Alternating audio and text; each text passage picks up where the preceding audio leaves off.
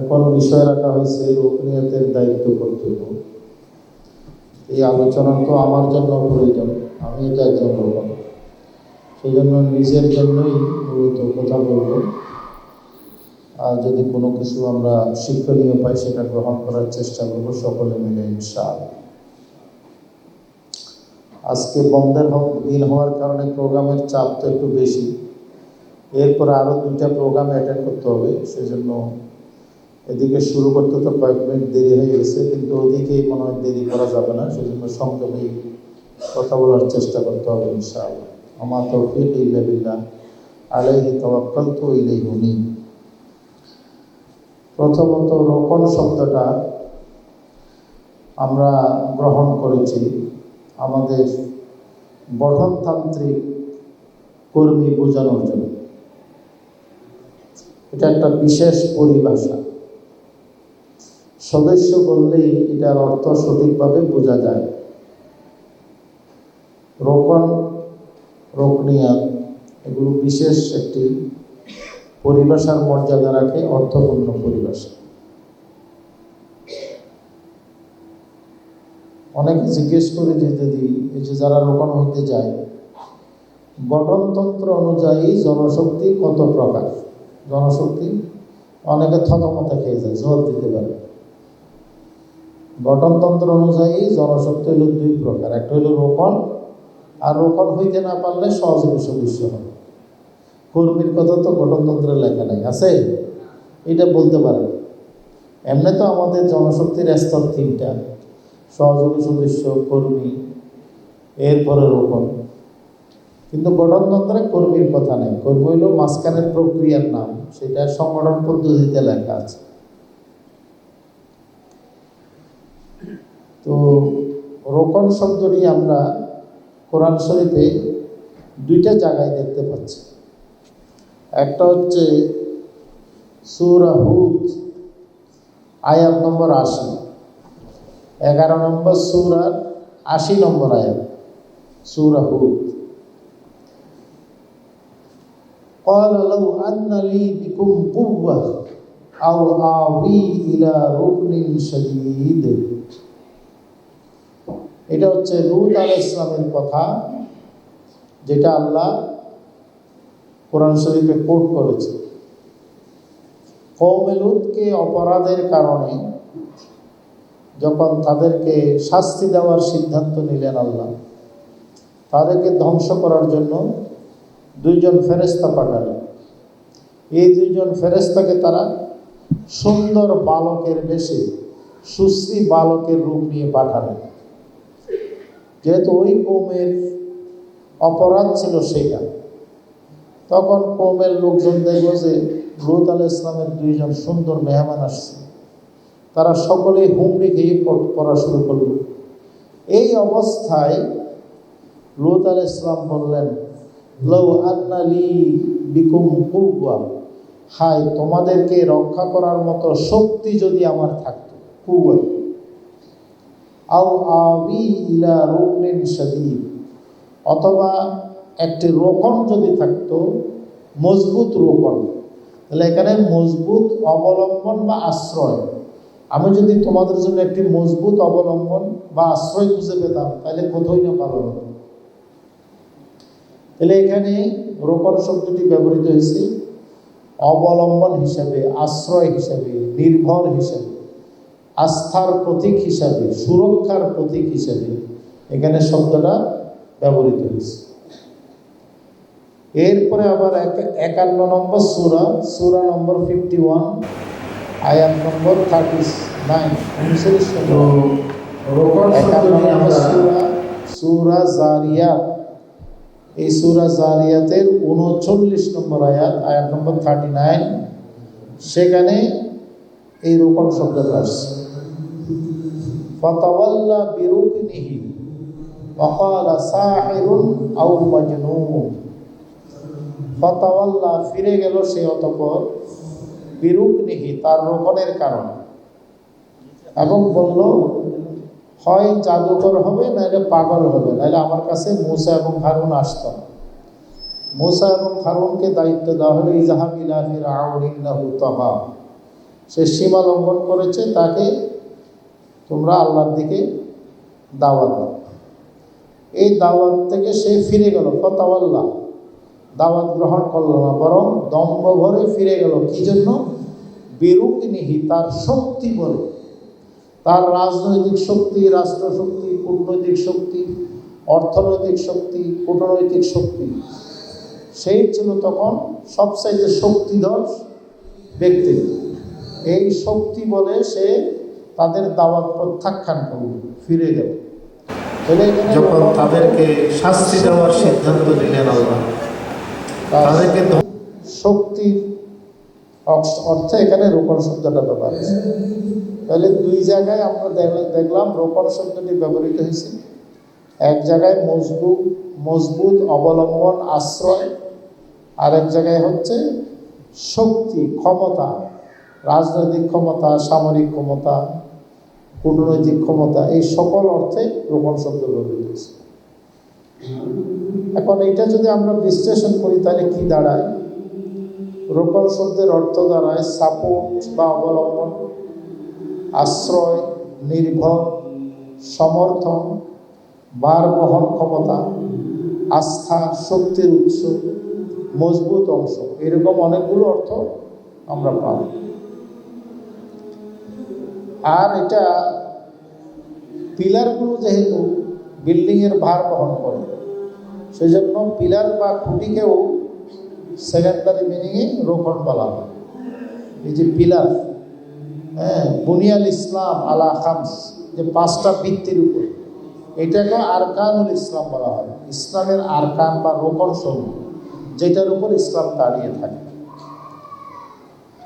অনেক সময় কোণাকেও রোপণ বলা হয়। কোণা, বিল্ডিংয়ের কোণা যদি ঠিক থাকে তাহলে পুরো বিল্ডিংটা ঠিক থাকে, সেজন্য কোণাকেও কি বলা হয়?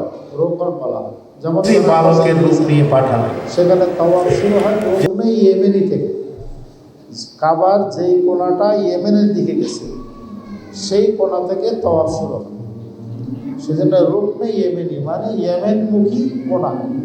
তাহলে এখানে কোণা অর্থ রোপণ শব্দ আসছে। নিচের অবস্থা বেশি, এখানে এরা যদি মাইক মুশকিলে পড়ে যাবে। এরপরে শর্ত পূরণের অর্থ রোপণ শব্দ আসে। যেমন আমরা যে নামাজ আদায় করি, আরকানুস সালাত, নামাজের শর্ত আগে পূরণ করতে হবে। তারপর হলো হাকামুস সালাত, প্রথমে শর্ত পূরণ করতে হবে। নামাজ শুরু করার আগে যে শর্তগুলো পূরণ করতে হবে: পবিত্রতা অর্জন, শরীর পাক, জায়গা পাক, কাপড়, আপনারা আলোচনা করে নেন নাই? এভাবে তো প্রোগ্রাম করা বসে। হ্যাঁ,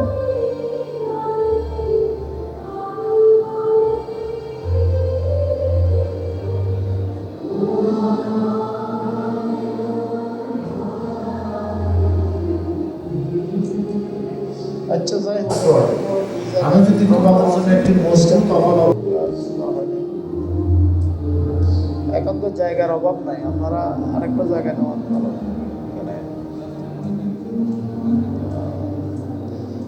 তাহলে শর্তগুলো পূরণ করলেই মূল কাজটা করা যায়।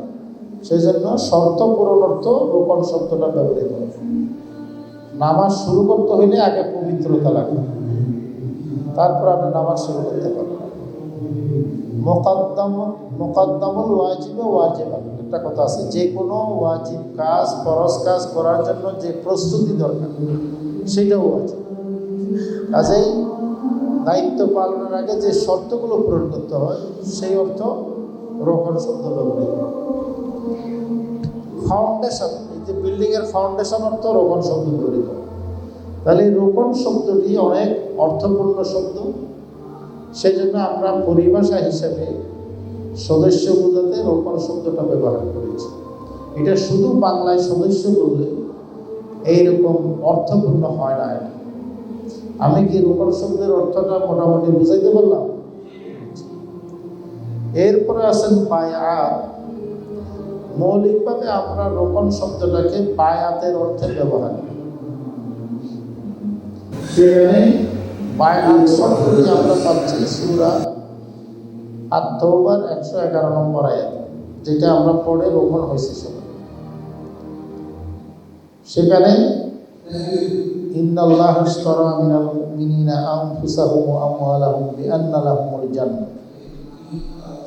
এই যে বাইউন এই শব্দের মধ্যে বেচা কেনা, আবার ইশতারা শব্দের মধ্যেও বেচা কেনা আছে, কিন্তু ইশতারা হচ্ছে কেনা বেচা, কেনাটা প্রধান, আর বাইউন শব্দ হচ্ছে বেচাটা প্রধান, বিক্রিটা প্রধান।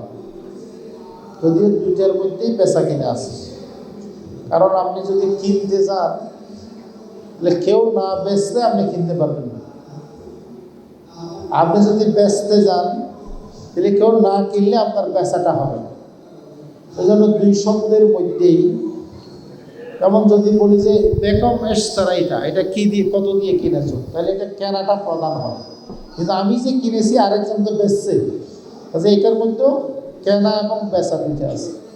আবার এখানে আয়াতের শেষে ফাস্তাবশিরু বিবাইইকুমুল্লাযী বায়াতুম বিহি, তোমরা সুসংবাদ গ্রহণ করো যে বেচাটাকে তোমরা করো।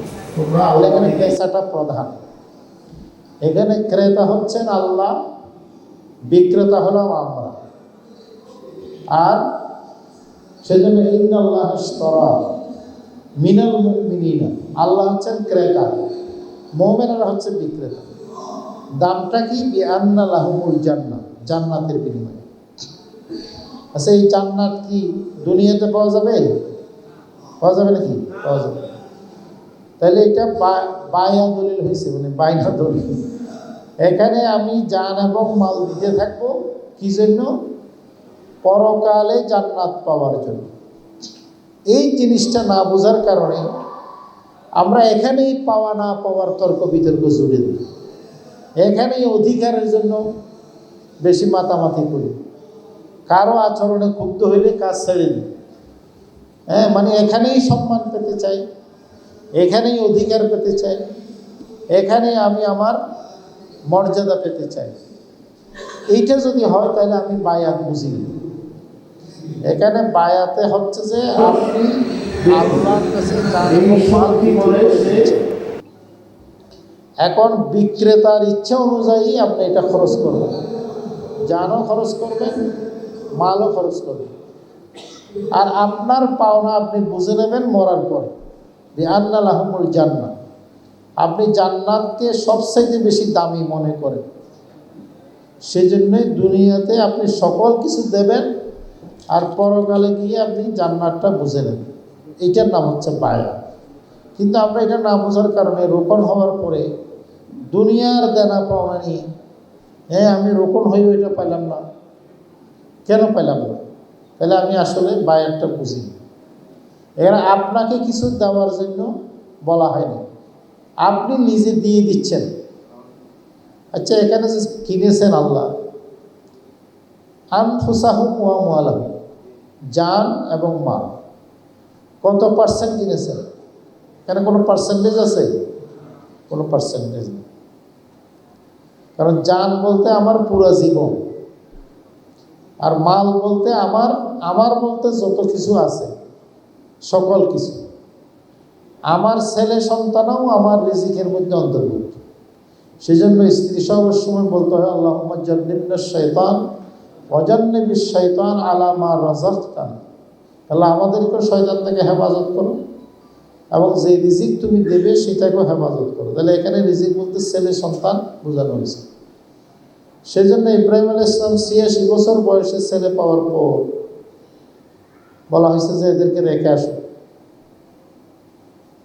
ইন্নী আসকানতু মিন যুররিয়্যাতি বিওয়াদিন গায়রি জি যারইন ইনদা বাইতিকাল মুহাররাম। গায়রি জি যারইন, সবুজের কোনো লেশ মাত্র নাই, কোনো ছায়া নাই, খাবার নাই, পানি নেই। তাহলে এখানে কোনো আল্লাহ নির্দেশ দিছে?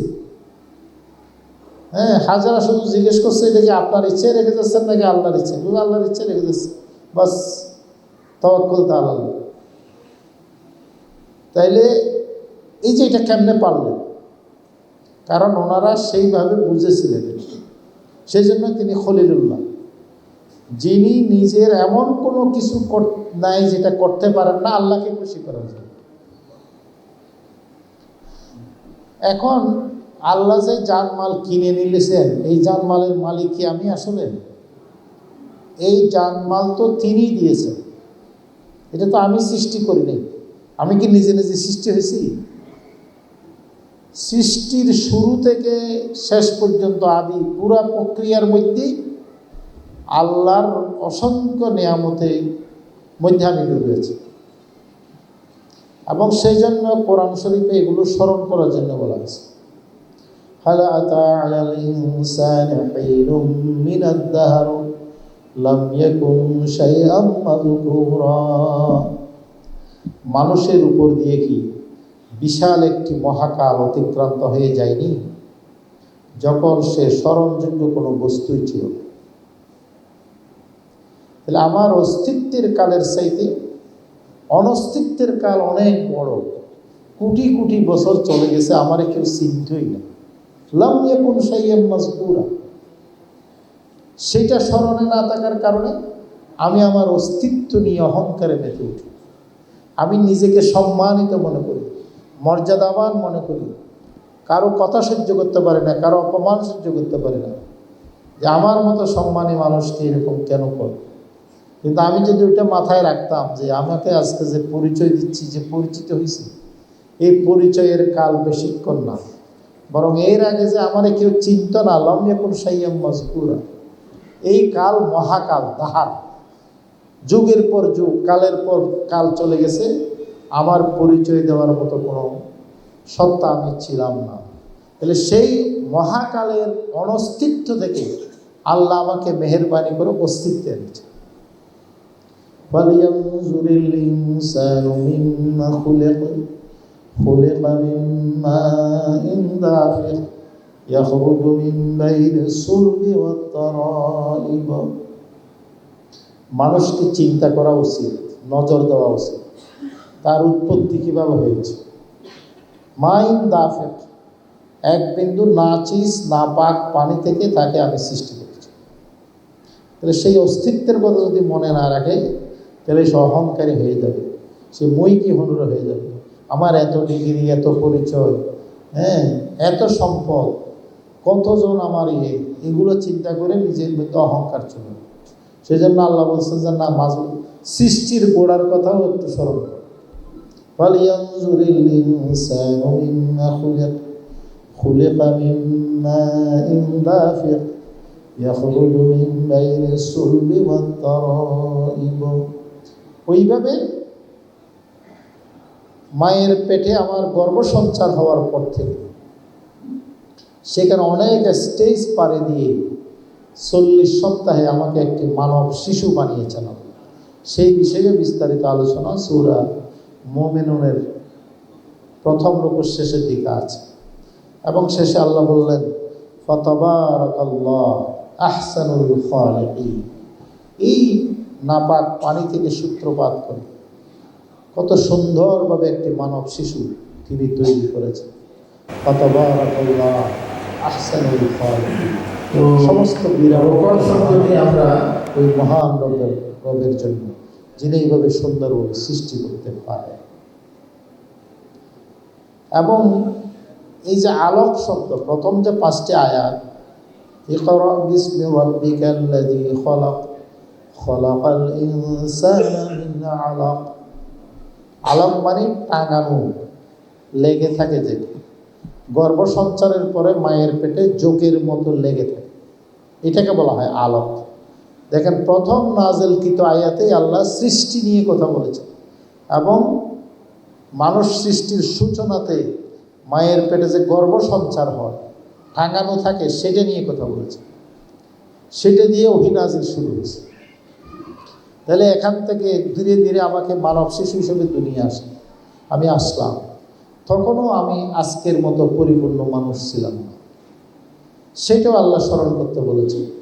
والله أخرجكم من بطون أمهاتكم لا تعلمون شيئا وجعل لكم السمع والأبصار والأفئدة لعلكم تشكرون যখন তাদেরকে শাস্তি দেওয়ার সিদ্ধান্ত নিলেন এমন অবস্থা তাদেরকে ধরা তাড়াবুনে সেই তুমি আজকের অবস্থায় অহংকার হয়ে গেছো, তুমি তো কিছুই জানতে না।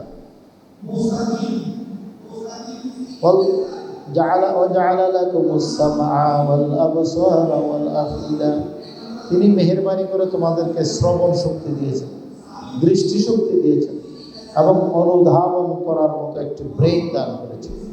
তাহলে এই শ্রবণ শক্তি, দৃষ্টি শক্তি, ব্রেইন না দিলে তুমি কিসের প্রোডাক্টিভ হইতা? তুমি কি কাজ করতাম? তুমি যদি তোমার মাথাটা যদি খারাপ হইতো, তুমি তো চায়ের দোকানে গ্লাস বয় হওয়ার যোগ্যতা রাখতাম।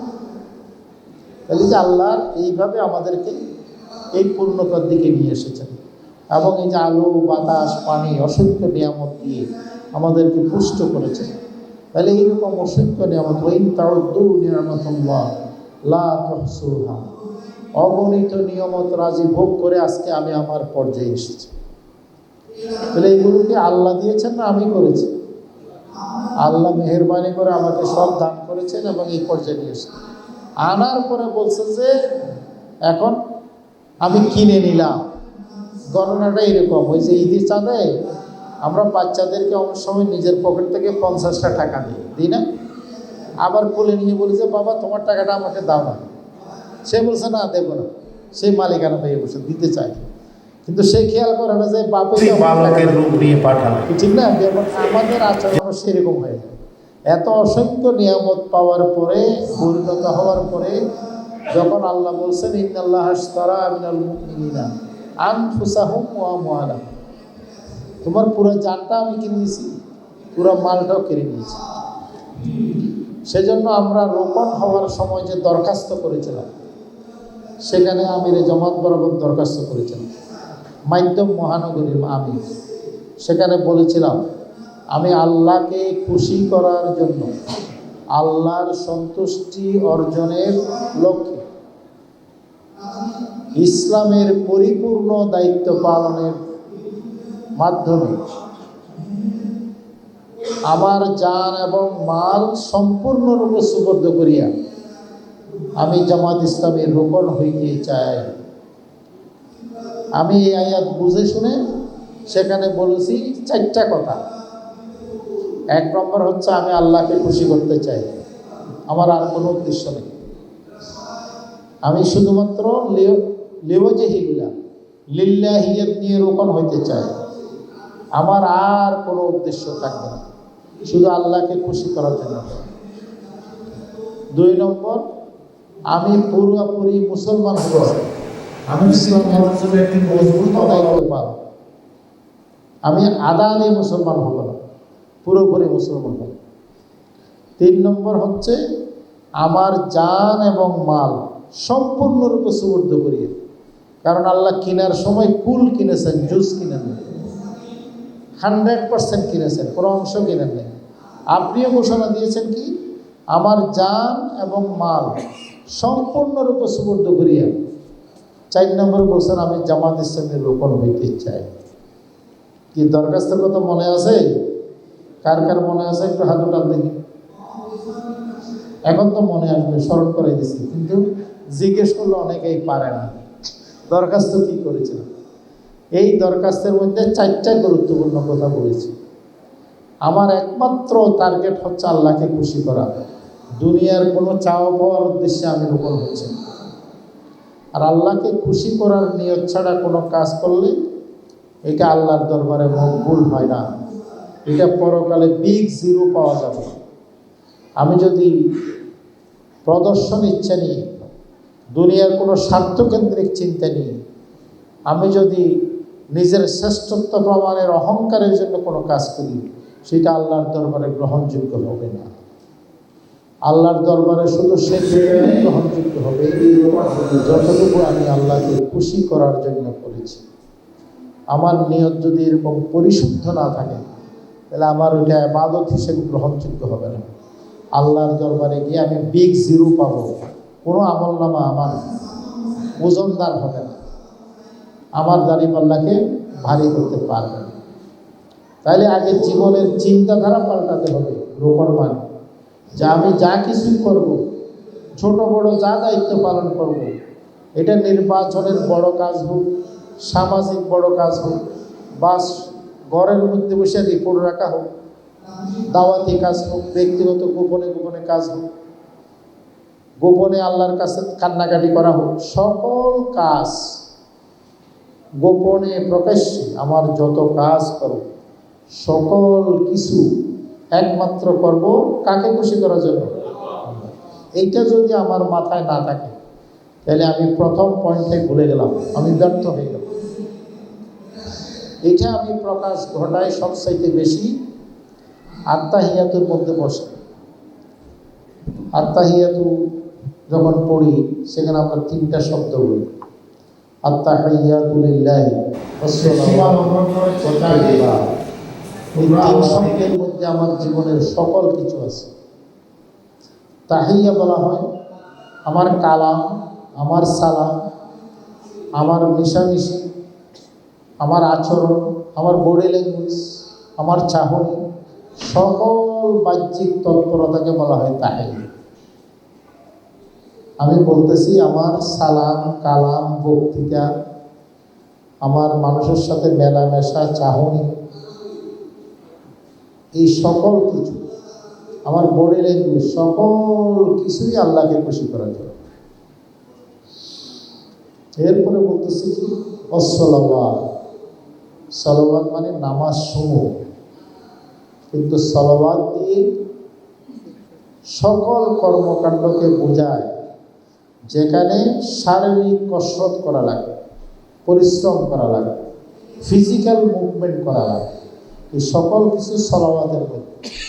কারণ সালাত এমন একটি ইবাদত যেখানে মাথার তালু থেকে আঙ্গুলের আগা পর্যন্ত সকল কিছু নড়াচড়া, সকল কিছু। সেজন্য সলাওয়াত আমার নামাজ সমূহ বলতে আমার নামাজ সহ সকল কাজ যেখানে আমার ফিজিক্যাল পরিশ্রম করা লাগে। যেমন হজ উমরাতে আমাদের অনেক কষ্ট হয়, সফর করতে হয়, ফিজিক্যাল পরিশ্রম হয়, আর্থিক কুরবানি দিতে হয়। সেখানেও বলা হচ্ছে ওয়াতিমুল হাজ্জা ওয়াল উমরাতা লিল্লাহ, হজ করো, উমরা করো, কার জন্য করবা? আল্লাহ।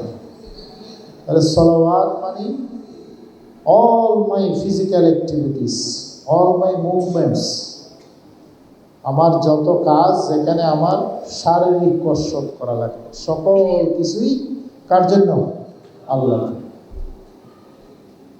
অতএবাদ পবিত্রতা সমূহ, তৈয়বাদ শব্দের সাথে মালের সম্পর্ক। আমার সকল আয়, সকল ব্যয়, সকল এলসি খোলা, ইনপুট করা, এক্সপোর্ট করা, সকল দান করা, সকল লেনদেন করা, কেনা বেচা করা, সমস্ত অর্থনৈতিক কর্মকাণ্ড, all the economic activities, all the financial transactions belongs to the Almighty Allah and none else. আমার সমস্ত লেনদেনের সকল যাবতীয় বিষয় এটা পবিত্র হইতে হবে, তাইলে আল্লাহ জানে। সেজন্য তৈয়বা। কিয়ামতের ময়দানে দুইটা প্রশ্ন, মিন আইনা ইকতাসাবাহু ওয়া ফীমা আনফাকাহু, কিভাবে কামাই করেছো, কিভাবে ব্যয় করেছো। তাহলে আমি বলতেছি আমার সমস্ত তৈয়বাত আল্লাহর জন্য। তাহলে এটা যে এই তিনটা শব্দ যদি আমরা বুঝি তাহলে আমরা কি খারাপ আচরণ করতে পারবো? কারণ খারাপ আচরণের কারণে আমার জাহান্নামে যেতে হইতে পারে। আল্লাহ রাসূলের কাছে দুই মহিলার দৃষ্টান্ত স্থাপন করা হয়েছে। এক মহিলা অনেক নফল করে, নফল দান সদকা করে, কিন্তু প্রতিবেশীর সাথে সবসময় খারাপ আচরণ। আর এক মহিলা ফরজের ব্যাপারে সচেতন, বেশি নফল আদায় করে না, কিন্তু সে মানুষের সাথে সুন্দর আচরণ করে, প্রতিবেশী সুন্দর আচরণ। আল্লাহ রাসূল কি ফতোয়া দিয়েছে? এই প্রথম মহিলা জাহান্নামে যাবে, দ্বিতীয় মহিলা জান্নাতে যাবে। তাহলে আমি তাহাজ্জুদ গুজার হইয়া, হজ করে আর অনেক ইবাদত বুঝে গেছি, কিন্তু আমার আচরণ ঠিক হইল না, তাহিয়া ঠিক হইল না। তাহলে আমার তাহিয়া ঠিক হয়ে যাবে, যেহেতু আমি আল্লাহর জন্য। এরপরে আমার নামাজের মধ্যে খুশু হুদু পয়দা হবে, কারণ এটা আল্লাহর জন্য করতেছি। সলাতে মুআদ্দিন, আমি বিদায়ী নামাজের মতো করব। এইভাবে আমার আয় রোজগারে হারামের মিশ্রণ থাকবে না, প্রতারণার মিশ্রণ থাকবে না, মানুষের হকের বিষয়ে আমি সচেতন থাকব। ওয়াইলুল লিল মুতাফফিফিন, সূরা মুতাফফিফিনে আছে, মানুষের কাছ থেকে নেওয়ার সময় পুরোপুরি নেব আর দেওয়ার সময় ঠকিয়ে দেব, এটা আমার নীতি হবে না। আমি প্রতারক হব না, আমি চুক্তি ভঙ্গকারী হব না, আমি হকুল ইবাদের বিষয়ে শতভাগ সচেতন থাকব যদি আমি আল্লাহর ওয়াস্তে লেনদেন করি। তাহলে আমার পুরো জীবনটা কি হবে? পরিশুদ্ধ হবে। তাহলে 1 নম্বর আমি বলেছি, এইভাবে আল্লাহকে খুশি করার জন্যই আমি রোপণ হইতে চাই। 2 নম্বরে বলছি ইসলামের পরিপূর্ণ দায়িত্ব পালন, আমি পরিপূর্ণ মুসলমান হইতে চাই। আদা দিন উদখুলু ফিস সিলমি কাফা ওয়ালা তাত্তাবিউ খুতুওয়াতিশ শাইতান, শয়তানের জন্য একটা পদাঙ্ক রাখা যাবে না, নট এ সিঙ্গেল স্টেপ। এটা গোপনে হোক প্রকাশ্য হোক। মানুষের এখন সমস্যা হচ্ছে private character and public character. মানুষের সামনে খুব ভালো, কিন্তু অন্তরালে ভালো না, গোপন গুনাহে লিপ্ত থাকে। কারণ মানুষ তো দেখতেছে না। আমার জীবন সেই রকম হবে না। ফিস-সিররি ওয়াল আলানিয়া, খাশিয়াতুল্লাহ ফিস-সিররি ওয়াল আলানিয়া। এবং আমি ইসলাম থেকে দূরে থাকি কখন? যখন আমার ঝুঁকি আসে, যখন আমার ক্ষতিগ্রস্ত হয়, আমি আর্থিক ক্ষতির সম্মুখীন হয়ে যাই, অথবা লোভে পড়ে আমি সৎ পথে সোজা গেলে আমার 100 টাকা পাবো, আর একটু বাঁকা করে গেলে 1000 টাকা পাবো। বাঁকা করে আবার সোজা যাওয়ার চেষ্টা করি, অভিনয় করি। এটা আমি করতে পারবো না, কারণ আমি বলছি কি ইসলামের পরিপূর্ণ দায়িত্ব পাওয়া। তাহলে একজন রোকন মানে সে পরিপূর্ণ মুসলিম হবে। আসলামতু, ইব্রাহিম ইসলামের মতো বলবে কি? আসলামতু লিরাব্বিল আলামিন, আমি রবের কাছে পুরোপুরি আত্মসমর্পণ করব। এই পুরোপুরি আত্মসমর্পিত জীবন ইসলামের নিয়ম। সেটা অনেকে বাইরে খুব ভালো, কিন্তু বউয়ের কাছে গেলে ভালো থাকে না। এরকম ঘটনাও আমাদের কাছে আসে। না, আমি ইসলাম সেখানেও মানতে হবে, বাহিরেও মানতে হবে, ভিতরেও মানতে হবে। অনেকে বাইরে খুব ভালো, ব্যবসার ক্ষেত্রে একটু মানে তো এদিক সেদিক আমরা সেখানে ঠিক থাকে না। অনেকে চাকরিকে দায়িত্ব মনে করে না, কর্মঘণ্টা ফাঁকি দেয়, নিজের দায়িত্ব মালিকের কাজকে নিজের কাজের মতো মনে করতে হবে। সেই জন্যই তো বলা হয়েছে, যিনি এই মনিবের গোলামি করবে এবং আল্লাহর গোলামি করবে তার জন্য আজরান, ডবল পুরস্কার। হাদিস শরীফে বলা হয়েছে, কারণ আপনার এই দায়িত্ব পালনের উপরে আপনার রিজিক নির্ভর করে। তাইলে এইভাবে ইসলামের পরিপূর্ণ দায়িত্ব পালন, সেটা আমার ব্যক্তিগত জীবনে হোক, একান্ত আমার ব্যক্তিগত গোপনে যখন আমি একা থাকি, আল্লাহ আর আমি ছাড়া কেউ থাকে না, তখন হোক বা প্রকাশ্য আমার পরিবার হোক, সর্বক্ষেত্রে আমি ইসলামের অনুসারী থাকব। আমি ইসলামের বাইরে কোনো কিছু মানব না। কারণ ওয়ালা তাত্তাবিউ খুতুওয়াতিশ শাইতান, শয়তানের জন্য একটা পদাঙ্কও আমি রাখব না। এটা আমি 2 নম্বর ঘোষণা দিই। 3 নম্বর বলতেছি যে আমার জান এবং মাল সম্পূর্ণ প্রশ্নবদ্ধ করে, অর্থাৎ আমি আমার নিজের কিছু মনে করব না। আমি দিনকে জীবন উদ্দেশ্য বানাবো। যখন তাদেরকে শাস্তি দেওয়ার সিদ্ধান্ত নিলেন, আমি প্রয়োজন আমার সকল কিছু দিয়ে দেবো, যেমনভাবে হযরত খাদিজাতুল কুবরা রাদিয়াল্লাহু তাআলা আনহা দিয়েছিলেন। ওয়া ওয়াজাদাকা আইলান ফাআগনা, তোমাকে আল্লাহ পেয়েছিলেন নিঃস্ব হিসাবে, তোমাকে আল্লাহ ধনী বানিয়ে দিয়েছেন। কার সম্পদে? খাদিজার সম্পদে। তাহলে এখানে আল্লাহ পার্সেন্টেজ কিনে নেয়, কিন্তু আমরা বলতেছি জামাত ইসলামী সহজ যে আপনি পার্সেন্টেজ দেন। আপনি 100 টাকা কামাইলে 10 টাকা দেন, 90 টাকা আপনার কাছে রাখেন। 24 ঘন্টা সময়ের মধ্যে আপনি 3 ঘন্টা দেন, আপনি বাকি 21 ঘন্টা আপনার কাছে রাখেন। তাহলে জামাত ইসলামে কি সহজ করলো না কঠিন করলো? তো সেই সহজটা আমরা পারি না কেন? তাহলে বায়াতের এই আমরা আসল অর্থটা বুঝিনি। তাইলে এই যে আমি যখন 10 টাকা দেব, 90 টাকা আমার কাছে আছে, কিন্তু শয়তান আছে না, শয়তান কি করবে? আর শয়তান ইয়াইদুকুমুল ফাকরা, তোমাদেরকে দারিদ্রতার ভয় দেখাবে। 10 টাকা দিয়ে দিলে তুমি চলবে কেন?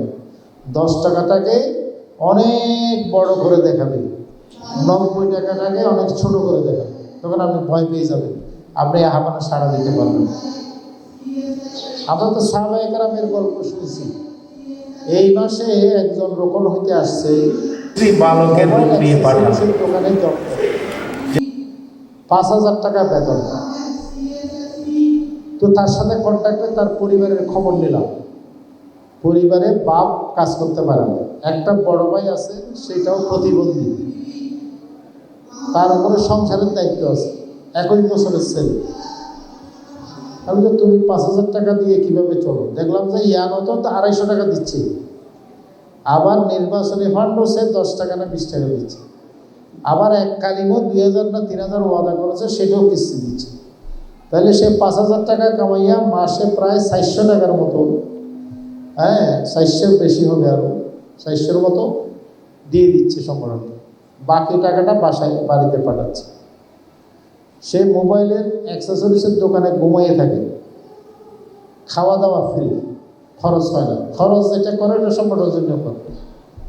একটু নিজেকে কল্পনা করেন তো, তার জায়গায় মিলে সে 5,000 টাকা কামাই করে কিভাবে সিদ্ধান্ত নিতে পারলো যে 500 টাকা মাসে খরচ করবো সংগঠনের জন্য, 400 টাকা মাসে খরচ করবো? আমি তো 50,000 টাকা কামাইয়া এরকম পারি না, আমি তো 1 লাখ টাকা কামাই এরকম পারি না। যার যত ইনকাম বেড়ে যায় তার তত সমস্যা বেড়ে যায়, দিনেরটা ছোট হয়ে যায়। এদিকে আমি বলতেছি আমার জান এবং মাল তাহলে সেই শ্রমিকের তুলনায় আমি অনেক পিছিয়ে আছি, আমি সেই শ্রমিকের মান অর্জন করতে পারি না। এই যে আল্লাহ বলছেন, ওয়াইদা কিলা লাহুম আমিনু কামা আমানান নাস, যখন মুনাফিকদেরকে বলা হয় তোমরা ঈমান আনো, মানুষেরা যেভাবে ঈমান এনেছে সেইভাবে ঈমান আনো।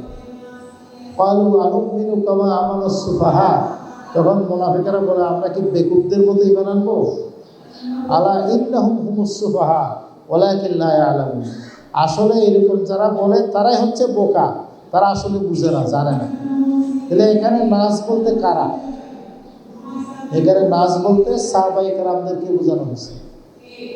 তাহলে ইমানের সবক কাদের থেকে নিতে হবে? সাহাবায়ে কেরামদের থেকে নিতে হবে।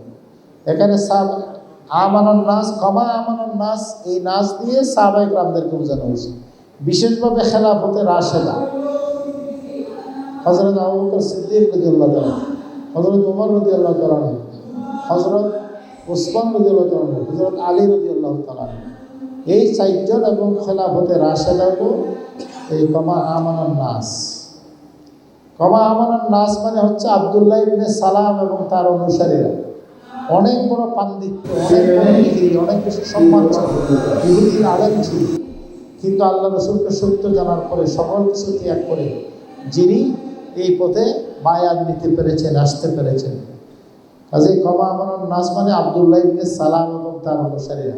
সকল ডিগ্রি, সকল পাণ্ডিত্য, সকল অনেক ডিগ্রিধারী হোক, অনেক বড় সম্মানিত ব্যক্তি হয়েও তিনি দ্বীনের পথে এইভাবে আসতে পেরেছেন। এখানে হযরত খাদিজাতুল কুবরা রাদিয়াল্লাহু তাআলা আনহা, হযরত আব্দুর রহমান ইবনে আউফ, হযরত আবু দারদা রাদিয়াল্লাহু তাআলা আনহুম আজমাইন, যারা জীবনের সকল কিছু দ্বীনের পথে দিতে পেরেছেন, কোনো তোয়াক্কা করেননি। হযরত আবু বকর সিদ্দিক রাদিয়াল্লাহু তাআলা ধনী ব্যবসায়ী ছিলেন, কিন্তু দিতে দিতে গরিব হয়ে গেছে। তাহলে এইভাবে সেখান থেকে দৃষ্টান্ত নেওয়ার কথা বলা হয়েছে। আবার একদিকে হযরত বেলাল রাদিয়াল্লাহু তাআলা, হযরত সুহাইব রাদিয়াল্লাহু তাআলা, হযরত আম্মার রাদিয়াল্লাহু তাআলা, হযরত খুবাইব রাদিয়াল্লাহু তাআলা, হযরত সুমাইয়া রাদিয়াল্লাহু তাআলা আনহা, যাদের আর্থিক সহায় সম্বল কিছুই ছিল না, শুধু জানটাই দিয়ে দিছে এবং আহাদ আহাদ আহাদ ছাড়া আর কোনো সম্পর্ক নেই।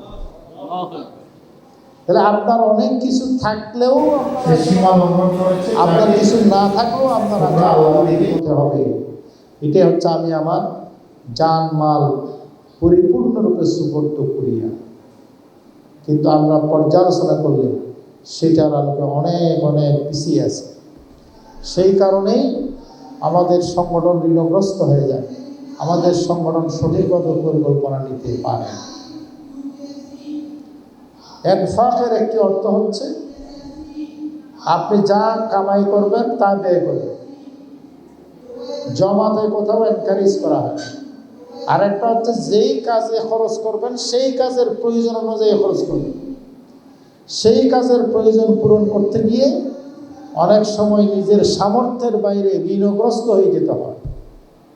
যেমন আমার ছেলে যদি হঠাৎ করে অসুস্থ হয়ে যায়, তাহলে আমি হিসাব করবো না যে আমার পকেটে 2000 টাকা আছে, আমি কীভাবে ছেলের চিকিৎসা করাবো। এই হিসাব করবেন কেউ? ছেলেকে চিকিৎসা দিতে হবে, বাঁচাইতে হবে। প্রয়োজনে আমি ঋণগ্রস্ত হব, আমি জমি বিক্রি করব, সম্পদ বিক্রি করব, স্ত্রীর অলংকার বিক্রি করব, কিন্তু আমার ছেলেকে বাঁচাইতে হবে, চিকিৎসা দিতে হবে। এই শক্তি পেরেশানি আসে না কেন? সেই জন্য যেখানেই জেহাদের কথা আছে সেখানে করদের কথা আছে না। মাই ইউকরিদুল্লাহ কারদান হাসানা, এমনি খরচ করাকে ডিসকারেজ করা হয়েছে। কারণ আল কারদু মিকরাদুল মুহাব্বা, পরস্পর কর্য করলে, ঋণ নিলে মহব্বত নষ্ট হয়ে যায়। কিন্তু দ্বীনের প্রতিষ্ঠার কথা যেখানে আসছে সেখানে আপনি ইনফাক ফি সাবিলিল্লাহর কথা তো বলছেনই আল্লাহ, পাশাপাশি মাই ইউকরিদুল্লাহ কারদান হাসানা, কে আছো আল্লাহকে খরচ দিবে, প্রয়োজনে খরচ করে হইলেও এখানে খরচ মিটাইতে হবে, এই শিক্ষাটা এখানে নিতে হবে। সেইভাবে আমরা কি ইনফাক করতে পারি? পারি না। সেই জন্যই আমাদের কাঙ্ক্ষিত ফলাফল আসে। তাহলে আমি বলছি আমার জান এবং মাল সকল কিছু আমি সুপর্দ করি, এটা 3 নম্বরে বলেছি। চতুর্থ বলছে আমি জামাত ইসলামের রোকন হইতে চাই, মানে আপনার কোনো নিজস্বতা থাকবে না। আপনি সংগঠনের ইতিহাস ঐতিহ্যকে ধারণ করবেন, আপনি সংগঠনের সিস্টেমকে ধারণ করবেন, আপনি সংগঠনের কর্মপন্থা কর্মপদ্ধতিকে ধারণ করবেন, সেই আলোকে নিজেকে ঢালাই করবেন। আপনার মতো করে চালানোর চেষ্টা করার নাম আনুগত্য না, বরং সংগঠনের মতো চলার নাম হলো আনুগত্য। কিন্তু আমরা এখন নিজের মতো করে চালাইতে চাই, এটা আনুগত্য হয় না।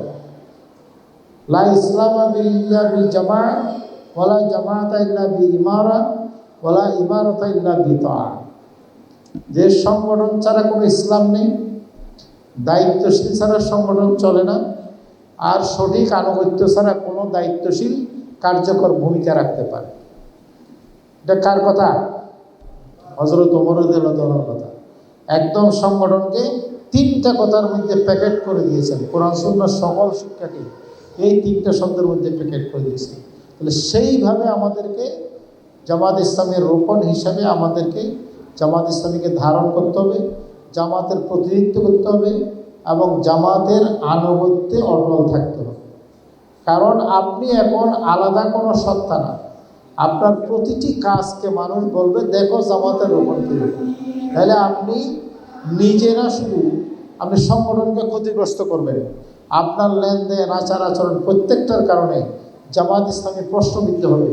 আপনার আমানতহীনতার কারণে, আপনার ওয়াদা খেলাফির কারণে, আপনার আচরণ ভালো না হওয়ার কারণে আপনি জামাত ইসলামের বাপ মর্যাদা নষ্ট করবেন। তাহলে জামাত ইসলামের কোনো রকমের জামাতের এই অধিকার নাই, যাকে জামাত আশ্রয় হিসেবে নিয়েছে, পিলার হিসাবে নিয়েছে, মজবুত অবলম্বন হিসেবে ঘোষণা করেছে, তিনি কখনো ওইভাবে পারেন না।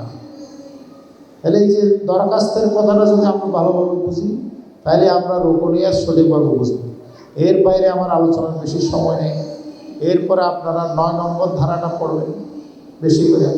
9 নম্বর ধারাতে আমার চিন্তা চেতনার পরিবর্তন, দৃষ্টিভঙ্গির পরিবর্তন, লেখাপড়া অব্যাহত রাখা সহ সার্বিক বিষয় বলা হয়েছে। কম সে আর কম সে বলা হয়েছে আমি প্রোডাক্টিভ হওয়া। ধারা 9 নম্বরে ক এবং খ দুই ভাগ আছে। খ অংশে বলা হচ্ছে কি, আমি দাওয়াত দেব, মানুষকে এদিকে আনবো এবং আমি সংগঠন সম্প্রসারণ করব। এখন আমি বছরের পর রোকন, একজন রোকন বানাইতে পারি না, দুইজন কর্মী বানাইতে পারি না, একজন সহযোগী বানাইতে পারি না, তাহলে এবং আনপ্রোডাক্টিভ রোকন করলে চলবে না। একটা ইউনিট বানাইতে পারি না। তাহলে এখানে খ অংশে বলা হচ্ছে আপনি নিজেকে কিভাবে তৈরি করবেন, নিজের চিন্তা চেতনা, নিজের অ্যালাউন্স, নিজের দৃষ্টিভঙ্গি পরিবর্তন করার কথা। আর খ অংশে বলা হচ্ছে আপনাকে রোপণ হিসেবে সংগঠনে প্রতিদান দিতে হবে, আপনাকে রিক্রুট করতে হবে, রোপণ বানাইতে হবে, কর্মী বানাইতে হবে, সহযোগী বানাইতে হবে এবং ইউনিটও বৃদ্ধি করতে হবে, সংগঠন সম্প্রসারণের কাজ করতে হবে। তাহলে 9 নম্বর ধারা অনুযায়ী সেটা আমরা করার চেষ্টা করবো ইনশাআল্লাহ। এরপরে মহিলা রোপণদের জন্য বিশেষ দায়িত্বের কথা বলা হয়েছে, পরিবার গঠনের বিষয়ে। কারণ পরিবারে পুরুষেরা যদিও পয়সা কামায়, কিন্তু মহিলাদের প্রভাব বেশি। মহিলারা স্বামী, ছেলে মেয়ে সবাইকে সঠিক রাখার জন্য যথার্থভাবে ভূমিকা রাখবে। সেজন্য মহিলা রোপণদের উপরে আলাদা দায়িত্ব কর্তব্যের কথা আলোচনা করা হয়েছে। সেইভাবে যদি আমরা ঘরকে ঠিক রাখতে পারি, নিজেরা ঠিক রাখতে পারি, তাহলে ইনশাআল্লাহ সবাই মিলে বেহেশতে যেতে পারবে। ইয়াদখুলুনহা আমান সালাহা মিন আবাইহিম ওয়া আজওয়াজিহিম ওয়া যুররিয়াতিহিম। এইভাবে বেহেশতের মধ্যে স্ত্রী, ছেলে মেয়ে, বাপ মা সহ থাকতে পারলে এটা বেহেশতের মধ্যে সুখকে অনেক গুণ বাড়িয়ে দেবে। আর যদি আমি এক জায়গায় গেলাম, স্ত্রী আর এক জায়গায় গেল, বউ ছেলে মেয়ে আর এক জায়গায় গেল, তাহলে পারিবারিক সুখ না পাইলে অপূর্ণতা থেকে যাবে। আল্লাহ মেহেরবানি করে মিলিয়ে দেবেন, জান্নাতুল ফেরদৌসে মিলিয়ে দেবেন। একজন যদি জান্নাতুল ফেরদৌস পায়, আরেকজন যদি নিম্ন স্তরের জান্নাত পায়, তাহলে আল্লাহ যে জান্নাতুল ফেরদৌস পাইছে তিনি আপনার স্ত্রী হইতে পারে, আপনার ছোট মেয়ে হইতে পারে, আপনার ছেলে হইতে পারে। তার সম্মান সেই দিন বেশি, তার সম্মানে সেখানে গিয়ে সবাইকে মিলিয়ে দেবেন। আমরা পরিবার গঠনের বিষয়েও সচেতন ভূমিকা রাখতে হবে। এরপরে বায়াতের বিষয়ে সূরা ফাতার 10 নম্বর আয়াত, 18 নম্বর আয়াত, সেগুলো বিশেষভাবে পড়বেন। এগুলো উল্লেখ করার আর সময় পেলাম না। এরপরে সেখানে বলা যায় ফমান নাকাসা ফা ইন্নামা ইয়ানকুসু আলা নাফসি। আমি যদি আমার শপথ ভঙ্গ করি, তাহলে এটার দায়িত্ব আমাকে নিতে হবে। আমি দুনিয়াতেও লাঞ্ছিত হব, পরকালেও ক্ষতিগ্রস্ত হব। যেমন সূরা আহজাবের মধ্যে জঙ্গে আহজাবের বিষয়ে সূরা নূরের মধ্যে আলোচনা করা হয়েছে। কঠিন মুহূর্তে যখন আহজাবের যুদ্ধে সমস্ত দল একদিকে আর আল্লাহ রসুল একদিকে, সেই কঠিন সময়ে হযরত সালমান ফারসি রাদিয়াল্লাহু তাআলা পরামর্শ দিলেন, ইয়া রাসূলুল্লাহ, পরিখা খনন করতে হবে। আর পরিখা খনন সেই সময় অনেক কঠিন কাজ ছিল। সেই প্রচণ্ড শীতের মধ্যে গর্মাক্ত, রক্তাক্ত হয়ে, ধুলিমলিন হয়ে সাহাবীরা গর্ত খনন করতেছে। সেখানে মুমিনের পরিচয় এবং মুনাফিকের পরিচয় সূরা নূরের শেষ রুকুতে আল্লাহ তুলে ধরেছে। সেখানে মুমিনের পরিচয় দেওয়া হয়েছে, ইজা কানা মাআহু আলা আমরিন জামিঈন, যখন তাদেরকে শাস্তি দেওয়ার সিদ্ধান্ত নিলেন আল্লাহ। মুমিনরা আল্লাহ রাসূলের সাথে একত্রিত হয় আমরিন জামিঈন, সামষ্টিক সিদ্ধান্ত বাস্তবায়নের জন্য। লাম ইয়াযহাবু, সেখান থেকে দায়িত্ব ছেড়ে পালিয়ে যায় না, হাত্তা ইয়াস্তাযিনু, অনুমতি না হওয়া পর্যন্ত। আবার মুনাফিকদের বিষয় বলা হয়েছে কি, قد يعلم الله الذين يتسللون منكم لواذا فليحذر الذين يخالفون عن امره ان تصيبهم فتنه او يصيبهم عذاب أليم। যারা চুপিসারে দায়িত্ব পালন না করে সরে পড়ে, আল্লাহ তাদেরকে অবশ্যই জানেন। فليحذر الذين يخالفون عن امره, এইভাবে সিদ্ধান্ত বাস্তবায়নে যারা খেলাফ কাজ করে, যারা গড়িমসি করে, তাদের সতর্ক থাকা উচিত, ভয় করা উচিত। আন তুসিবাহুম ফিতনা, দুনিয়ার জীবনে তারা ফিতনায় পতিত হবে, তারা মানসিক শান্তি পাবে না, হায়াতে তো এবার অধিকারী হতে পারবে না। তারা খালি সমস্যার বেড়া জালে মানসিক অশান্তিতে তাদের দুনিয়াটা চলে যাবে। এটা ফিতনার একটা ব্যাখ্যা। তাহলে যদি সঠিকভাবে দায়িত্ব পালন না করি, তাহলে আন তুসিবাহুম ফিতনা, এটা দুনিয়ার আযাবের কথা বলা হয়েছে। আও ইউসিবাহুম আযাবুন আলীম, এবং পরকালেও কঠিন আযাবের সম্মুখীন হতে হবে। কাজে এখানে আসার পরে মুনাফিকি করা, দ্বিচারিতা করা, এখানে ওয়াদা খেলাপ করার কোনো সুযোগ নেই। কারণ সেই জন্য আপনাকে দুনিয়াতেও শাস্তি পেতে হবে, পরকালেও শাস্তি পেতে হবে। সেই জন্য মুমিনারা সেদিন শপথ করেছিল, নাহানুল্লাযী বায়াউ মুহাম্মাদান বালকের রূপ নিয়ে পাঠানো। আমরা তো শপথ করছি আল্লাহ রসুলের হাতে জিহাদের উপর টিকে থাকবো যতদিন আমাদের জীবন ততদিন। এই সব আলহামদুলিল্লাহ আমাদের প্রধান মেহমান জনাব মোল্লা মোহাম্মদ শাহজাহান এসে পড়েছেন, আলহামদুলিল্লাহ ওনার বক্তব্য আপনারা শুনবেন। তাহলে সাহাবায়ে কেরাম সেই দিন এই কষ্টের মধ্যে স্লোগান দিচ্ছিল কি, নাহানুল্লাযী বায়াউ মুহাম্মাদান আলাল জিহাদ, আমরা তো ওই সমস্ত লোক যারা মুহাম্মদ সাল্লাল্লাহু আলাইহি ওয়াসাল্লামের হাতে হাত রেখে বায়াত করেছি আলাল জিহাদ, জিহাদের উপর থাকবো, মা বকিনা আবাদা, আমাদের জীবন যতদিন ততদিন আমাদের শপথ। তখন আল্লাহ রসুল তাদের এই শপথের এই স্লোগানের জবাব দিয়েছেন, আল্লাহুম্মা লা আইশা ইল্লা আইশুল আখিরা, আল্লাহুম্মা গফির লিল আনসার ওয়াল মুহাজিরা। হে আল্লাহ, দুনিয়ার আরাম নয়, আখিরাতের আরাম ছাড়া আসলে কোনো আরাম নেই।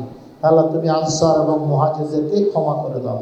কাজে আমরা যদি সেই ক্ষমার অন্তর্ভুক্ত হতে চাই, আমাদেরকেও বায়াতের এই শেষ বুঝতে হবে, রুকনিয়তের দায়িত্ব এবং কর্তব্য বুঝতে হবে, এবং আমাদের বক্কল ভুল ত্রুটি থেকে তওবা করে এখন থেকেই আমরা পূর্ণভাবে সচল হব, স্ব জায়গায় দায়িত্ব পালন করব, সেই শপথ নিতে হবে।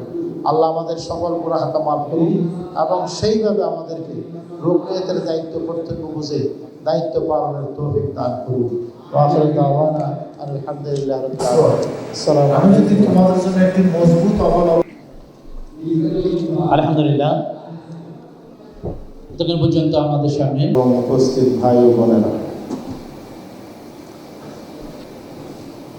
এখন বিষয় রাখা হয়েছে রুকনিয়তের দায়িত্ব কর্তব্য। এই আলোচনা তো আমার জন্য প্রয়োজন, আমি এটা একজন রোকন, সেই জন্য নিজের জন্যই মূলত কথা বলব। আর যদি কোনো কিছু আমরা শিক্ষণীয় পাই সেটা গ্রহণ করার চেষ্টা করব সকলে মিলে ইনশাআল্লাহ। আজকে বন্ধের দিন হওয়ার কারণে প্রোগ্রামের চাপ তো একটু বেশি, এরপরে আরও 2টা প্রোগ্রাম অ্যাটেন্ড করতে হবে, সেজন্য এদিকে শুরু করতে তো কয়েক মিনিট দেরি হয়ে গেছে, কিন্তু ওদিকে মনে হয় দেরি করা যাবে না, সেজন্য সংক্ষেপেই কথা বলার চেষ্টা করতে হবে ইনশাআল্লাহ। আমা তৌফিক ইল্লা বিল্লাহ, আলাইহি তাওয়াক্কালতু ওয়া ইলাইহি উনীব। প্রথমত রোকন শব্দটা আমরা গ্রহণ করেছি আমাদের গঠনতান্ত্রিক কর্মী বোঝানোর জন্য। এটা একটা বিশেষ পরিভাষা, সদস্য বললেই এটার অর্থ সঠিকভাবে বোঝা যায়। রোকন, রুকনিয়াত এগুলো বিশেষ একটি পরিভাষার মর্যাদা রাখে, অর্থপূর্ণ পরিভাষা। অনেকে জিজ্ঞেস করে যে যদি এই যে যারা রোকন হইতে যায়, গঠনতন্ত্র অনুযায়ী জনশক্তি কত প্রকার? জনশক্তি অনেকে থতমতে খেয়ে যায়, জবাব দিতে পারে। গঠনতন্ত্র অনুযায়ী জনশক্তি হলো 2 প্রকার, একটা হলো রোকন, আর রোকন হইতে না পারলে সহযোগী সদস্য হবে।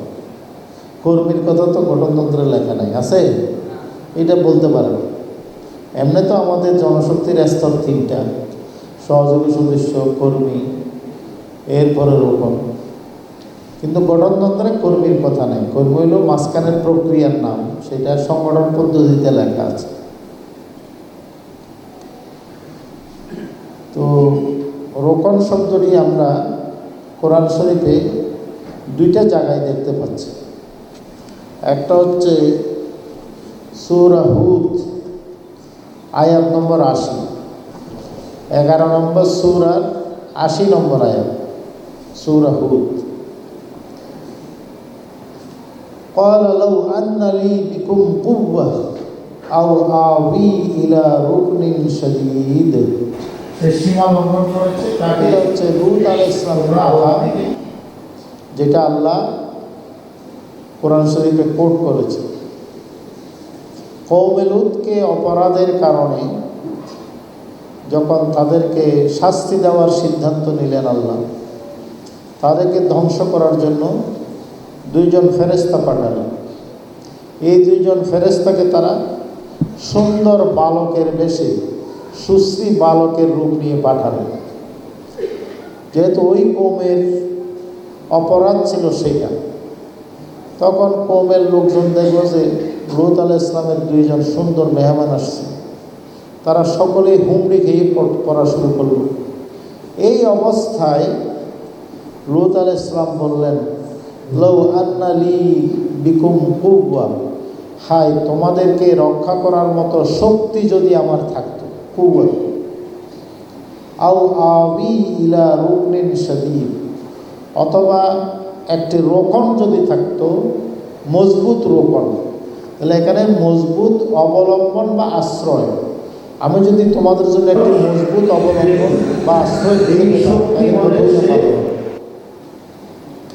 তাহলে এখানে রোকন শব্দটি ব্যবহৃত হয়েছে অবলম্বন হিসাবে, আশ্রয় হিসাবে, নির্ভর হিসাবে, আস্থার প্রতীক হিসাবে, সুরক্ষার প্রতীক হিসাবে এখানে শব্দটা ব্যবহৃত হয়েছে। এরপরে আবার 51 নম্বর সূরা নম্বর 51, আয়াত নম্বর 39, 39 নম্বর আয়াত। 51 নম্বর সূরা জারিয়াত। এই সূরা জারিয়াতের 39 নম্বর আয়াত নম্বর 39, সেখানে এই রোকন শব্দটা আসছে। ফাতাওয়াল্লা বিরুকনিহি ওয়া ক্বালা সাহিরুন আও মাজনুন। ফাতাওয়াল্লা ফিরে গেল সে অতঃপর, বিরুকনিহি তার রোকনের কারণে, এবং বলল হয় জাদুকর হবে নাহলে পাগল হবে, নাহলে আমার কাছে মূসা এবং হারুন আসত না। মূসা এবং হারুনকে দায়িত্ব দেওয়া হলো ইযহাব ইলা ফিরআউন ইন্নাহু তাগা, সে সীমা লঙ্ঘন করেছে, তাকে তোমরা আল্লাহর দিকে দাওয়াত দাও। এই দাওয়াত থেকে সে ফিরে গেল, ফাতাওয়াল্লা দাওয়াত গ্রহণ করল না, বরং দম্ভ ভরে ফিরে গেল। কি জন্য? বিরুকনিহি তার শক্তি বলে, তার রাজনৈতিক শক্তি, রাষ্ট্রশক্তি, কূটনৈতিক শক্তি, অর্থনৈতিক শক্তি, কূটনৈতিক শক্তি, সেই ছিল তখন সবচাইতে শক্তিধর ব্যক্তি। এই শক্তি বলে সে তাদের দাওয়াত প্রত্যাখ্যান করল, ফিরে গেল। তাহলে এখানে রোকন অর্থ শক্তির অর্থে ব্যবহৃত হয়েছে, তার শক্তির অর্থে এখানে রোকন শব্দটা ব্যবহার হয়েছে। তাহলে দুই জায়গায় আমরা দেখলাম রোকন শব্দটি ব্যবহৃত হয়েছে। এক জায়গায় মজবুত অবলম্বন, আশ্রয়, আর এক জায়গায় হচ্ছে শক্তি, ক্ষমতা, রাজনৈতিক ক্ষমতা, সামরিক ক্ষমতা, কূটনৈতিক ক্ষমতা, এই সকল অর্থে রোকন শব্দ ব্যবহৃত হয়েছে। এখন এটা যদি আমরা বিশ্লেষণ করি তাহলে কি দাঁড়ায়? রোকন শব্দের অর্থ দাঁড়ায় সাপোর্ট বা অবলম্বন, আশ্রয়, নির্ভর, সমর্থন, ভার বহন ক্ষমতা, আস্থা, শক্তির উৎস, মজবুত অংশ, এরকম অনেকগুলো অর্থ আমরা পাই।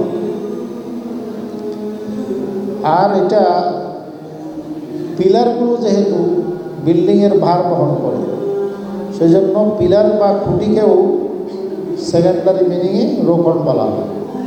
এই যে পিলার, বুনিয়াল ইসলাম আলা খামস, যে 5টা ভিত্তির উপর, এটাকে আরকানুল ইসলাম বলা হয়। ইসলামের আরকান বা রোকন সমূহ, যেটার উপর ইসলাম দাঁড়িয়ে থাকে। অনেক সময় কোণাকেও রোকন বলা হয়। কোণা, বিল্ডিংয়ের কোণা যদি ঠিক থাকে তাহলে পুরো বিল্ডিংটা ঠিক থাকে, সেজন্য কোণাকেও কী বলা হয়? রোকন বলা হয়। যেমন যারা হজে গিয়েছেন, সেখানে তাওয়াফ শুরু হয় রুকনে ইয়েমেনি থেকে। কাবার যেই কোণাটা ইয়েমেনের দিকে গেছে, সেই কোণা থেকে তাওয়াফ শুরু হয়, সেজন্য রুকনে ইয়েমেনি মানে ইয়েমেনমুখী কোণা। তাহলে এখানে কোণা অর্থ রোকন শব্দ আসছে। নিচের অবস্থা বেশি, এখানে এরা যদি মাইক মুশকিলে পড়ে যাবে। এরপরে শর্ত পূরণের অর্থও রোকন শব্দ আসে। যেমন আমরা যে নামাজ আদায় করি, আরকানুস সালাত, নামাজের শর্ত আগে পূরণ করতে হবে। তারপরে হলো হাকামুস সালাত, প্রথমে শর্ত পূরণ করতে হয়। নামাজ শুরু করার আগে যে শর্তগুলো পূরণ করতে হয়, পবিত্রতা অর্জন, শরীর পা জায়গা পা কাপড় আপনারা আলোচনা করে নেন নাই, এভাবে তো প্রোগ্রাম করা মুশকিল। হ্যাঁ,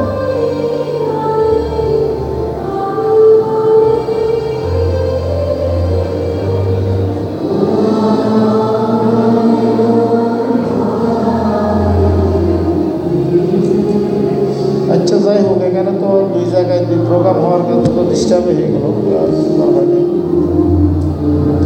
এখন তো জায়গার অভাব নাই, আপনারা আরেকটা জায়গা নেওয়ার ভালো। এখানে তাহলে শর্তগুলো পূরণ করলেই মূল কাজটা করা যায়। সেই জন্য শর্ত পূরণ অর্থ রোকন শব্দটা ব্যবহৃত। নামাজ শুরু করতে হইলে আগে পবিত্রতা লাগবে, তারপর আপনি নামাজ শুরু করতে পারবেন। মোকাদ্দামুল ওয়াজিবে ওয়াজিবা, একটা কথা আছে, যে কোনো ওয়াজিব কাজ ফরজ কাজ করার জন্য যে প্রস্তুতি দরকার সেটাও ওয়াজিব। কাজেই দায়িত্ব পালনের আগে যে শর্তগুলো পূরণ করতে হয় সেই অর্থ রোকন শব্দ ব্যবহৃত। ফাউন্ডেশন, এই যে বিল্ডিংয়ের ফাউন্ডেশন অর্থ রোকন শব্দ ব্যবহৃত। তাহলে এই রোকন শব্দটি অনেক অর্থপূর্ণ শব্দ। সেই জন্য আমরা পরিভাষা হিসাবে সদস্য বোঝাতে রোকন শব্দটা ব্যবহার করেছি। এটা শুধু বাংলায় সদস্য বললে এইরকম অর্থটি আমরা, আমি কি রোকন শব্দের অর্থটা মোটামুটি বুঝাইতে পারলাম? এরপরে আছেন বায়াত। মৌলিকভাবে আমরা রোকন শব্দটাকে বায়াতের অর্থে ব্যবহার করি। বায়াত শব্দটি আমরা পাচ্ছি সূরা আত-তাওবার 111 নম্বর আয়াত, যেটা আমরা পড়ে রোকন হয়েছে সবাই। সেখানে ইন্নাল্লাহা আশতারা মিনাল মুমিনিনা আনফুসাহুম ওয়া আমওয়ালাহুম বিআন্না লাহুমুল জান্নাহ। এই যে বাইউন, এই শব্দের মধ্যে বেচা কেনা, আবার ইশতারা শব্দের মধ্যেও বেচা কেনা আছে, কিন্তু ইশতারায়া হচ্ছে কেনা বেচা, কেনাটা প্রধান, আর বাইউন শব্দ হচ্ছে বেচাটা প্রধান, বিক্রিটা প্রধান। যদিও দুইটার মধ্যেই বেচা কিনা আছে। কারণ আপনি যদি কিনতে যান তাহলে কেউ না বেচলে আপনি কিনতে পারবেন না। আপনি যদি বেচতে যান তাহলে কেউ না কিনলে আপনার বেচাটা হবে না। সেই জন্য দুই শব্দের মধ্যেই, যেমন যদি বলি তাহলে এটা কেনাটা প্রধান, কিন্তু আমি যে কিনেছি আরেকজন তো বেচছে, আচ্ছা এটার মধ্যেও কেনা এবং বেচা দুইটা আছে। আবার এখানে আয়াতের শেষে ফাস্তাবশিরু বিবাইইকুমুল্লাযী বায়াতুম বিহি, তোমরা সুসংবাদ গ্রহণ করো যেই বেচা কেনার চুক্তি তোমরা করেছো। তাহলে এখানে বেচাটা প্রধান। এখানে ক্রেতা হচ্ছেন আল্লাহ, বিক্রেতা হলাম আমরা। আর সেজন্য ইন্নাল্লাহা আশতারা মিনাল মুমিনিনা, আল্লাহ হচ্ছেন ক্রেতা, মুমিনরা হচ্ছে বিক্রেতা। দামটা কি? বিআন্না লাহুমুল জান্নাহ, জান্নাতের বিনিময়ে। আচ্ছা এই জান্নাত কি দুনিয়াতে পাওয়া যাবে? পাওয়া যাবে নাকি? পাওয়া যাবে। তাহলে এটা বায়া দলিল হয়েছে, মানে বাইনা দলিল। এখানে আমি জান এবং মাল দিতে থাকবো কি জন্য? পরকালে জান্নাত পাওয়ার জন্য। এই জিনিসটা না বোঝার কারণে আমরা এখানেই পাওয়া না পাওয়ার তর্ক বিতর্ক জুড়ে দিই, এখানেই অধিকারের জন্য বেশি মাতামাতি করি, কারো আচরণে ক্ষুব্ধ হইলে কাজ ছেড়ে দিই। হ্যাঁ, মানে এখানেই সম্মান পেতে চাই, এখানেই অধিকার পেতে চাই, এখানেই আমি আমার মর্যাদা পেতে চাই। এইটা যদি হয় তাহলে আমি বায়াত বুঝি না। এখানে বায়াত হচ্ছে যে আপনি আল্লাহর কাছে জান এবং মাল বিক্রি করে দিয়েছেন। এখন বিক্রেতার ইচ্ছা অনুযায়ী আপনি এটা খরচ করবেন, জানও খরচ করবেন, মালও খরচ করবেন। আর আপনার পাওনা আপনি বুঝে নেবেন মরার পরে। বিআন্না লাহুমুল জান্নাহ, আপনি জান্নাতকে সবচাইতে বেশি দামি মনে করেন, সেজন্যই দুনিয়াতে আপনি সকল কিছু দেবেন, আর পরকালে গিয়ে আপনি জান্নাতটা বুঝে নেবেন। এইটার নাম হচ্ছে বায়া। কিন্তু আমরা এটা না বোঝার কারণে রোপণ হওয়ার পরে দুনিয়ার দেনা পাওনা নিয়ে আমি রোপণ হয়েও এটা পাইলাম না, কেন পাইলাম না? তাহলে আমি আসলে বায়ারটা বুঝি। এখানে আপনাকে কিছু দেওয়ার জন্য বলা হয়নি, আপনি নিজে দিয়ে দিচ্ছেন। আচ্ছা, এখানে যে কিনেছেন আল্লাহ আনফুসাহুম ওয়া আমওয়ালাহুম, জান এবং মাল, কত পার্সেন্ট কিনেছেন? এখানে কোনো পার্সেন্টেজ আছে? কোনো পার্সেন্টেজ নেই। কারণ জান বলতে আমার পুরো জীবন, আর মাল বলতে আমার বলতে যত কিছু আছে সকল কিছু। আমার ছেলে সন্তানও আমার রিজিকের মধ্যে অন্তর্ভুক্ত। সেই জন্য স্ত্রী সবার সময় বলতে হয় আল্লাহুম্মা জান্নিবনা শাইতান ওয়া জান্নিবিশ শাইতান আলা মা রাযাকতানা। আল্লাহ আমাদেরকে শয়তান থেকে হেফাজত করো এবং যে রিজিক তুমি দেবে সেটাকেও হেফাজত করো। তাহলে এখানে রিজিক বলতে ছেলে সন্তান বোঝানো হয়েছে। সেই জন্য ইব্রাহিম আলাইহিস সালাম ৮৬ বছর বয়সে ছেলে পাওয়ার পর বলা হয়েছে যে এদেরকে রেখে আসো। ইন্নী আসকানতু মিন যুররিয়্যাতি বিওয়াদিন গায়রি জি যারইন ইনদা বাইতিকাল মুহাররাম। গায়রি জি যারইন, সবুজের কোনো লেশ মাত্র নাই, কোনো ছায়া নাই, খাবার নাই, পানি নেই। তাহলে এখানে কোনো আল্লাহ নির্দেশ দিছে? হাজারা শুধু জিজ্ঞেস করছে এটা কি আপনার ইচ্ছে রেখে যাচ্ছেন নাকি আল্লাহর ইচ্ছে? বুঝে আল্লাহর ইচ্ছে রেখে যাচ্ছে, বাস তাওয়াক্কুল আল্লাহ। তাইলে এই যে এটা কেমনে পারলেন? কারণ ওনারা সেইভাবে বুঝেছিলেন। সেই জন্য তিনি খলিলুল্লাহ, যিনি নিজের এমন কোনো কিছু নাই যেটা করতে পারেন না আল্লাহকে খুশি করার জন্য। এখন আল্লাহ যে জানমাল কিনে নিলেছেন, এই জানমালের মালিক কি আমি আসলে? এই জানমাল তো তিনি দিয়েছেন, এটা তো আমি সৃষ্টি করি নাই। আমি কি নিজে নিজে সৃষ্টি হয়েছে? সৃষ্টির শুরু থেকে শেষ পর্যন্ত আদি পুরা প্রক্রিয়ার মধ্যেই আল্লাহর অসংখ্য নিয়ামতের মধ্যে আমি ডুবেছি। এবং সেই জন্য কোরআন শরীফে এগুলো স্মরণ করার জন্য বলা হয়েছে, হাল আতা আলাল ইনসানি হিনুম মিনাদ দাহর লাম ইয়াকুন শাইআম মাযকুরা। মানুষের উপর দিয়ে কি বিশাল একটি মহাকাল অতিক্রান্ত হয়ে যায়নি যখন সে স্মরণযোগ্য কোনো বস্তুই ছিল না? তাহলে আমার অস্তিত্বের কালের চাইতে অনস্তিত্বের কাল অনেক বড়, কোটি কোটি বছর চলে গেছে, আমারে কেউ চিনতই না। লাম ইয়াকুন শাইআম মাযকুরা, সেটা স্মরণে না থাকার কারণে আমি আমার অস্তিত্ব নিয়ে অহংকারে মেতে উঠি। আমি নিজেকে সম্মানিত মনে করি, মর্যাদাবান মনে করি, কারো কথা সহ্য করতে পারে না, কারো অপমান সহ্য করতে পারে না, যে আমার মতো সম্মানী মানুষকে এরকম কেন করে। কিন্তু আমি যদি ওইটা মাথায় রাখতাম যে আমাকে আজকে যে পরিচয় দিচ্ছি, যে পরিচিত হয়েছি, এই পরিচয়ের কাল বেশিক্ষণ না, বরং এর আগে যে আমারে কেউ চিনত না, লাম ইয়াকুন শাইআম মাযকুরা, এই কাল মহাকাল, যুগের পর যুগ, কালের পর কাল চলে গেছে, আমার পরিচয় দেওয়ার মতো কোনো সত্তা আমি ছিলাম না। তাহলে সেই মহাকালের অনস্তিত্ব থেকে আল্লাহ আমাকে মেহেরবানি করে অস্তিত্বে এনেছে। ফালিয়ানজুরিল ইনসানু মিম্মা খুলিকা মিন মাইন দাফিক ইয়াখরুজু মিন বাইনিস সুলবি ওয়াত তারাইব। মানুষকে চিন্তা করা উচিত, নজর দেওয়া উচিত, তার উৎপত্তি কীভাবে হয়েছে। মাইন দাফেক, এক বিন্দু নাচিস নাপাক পানি থেকে তাকে আমি সৃষ্টি করেছি।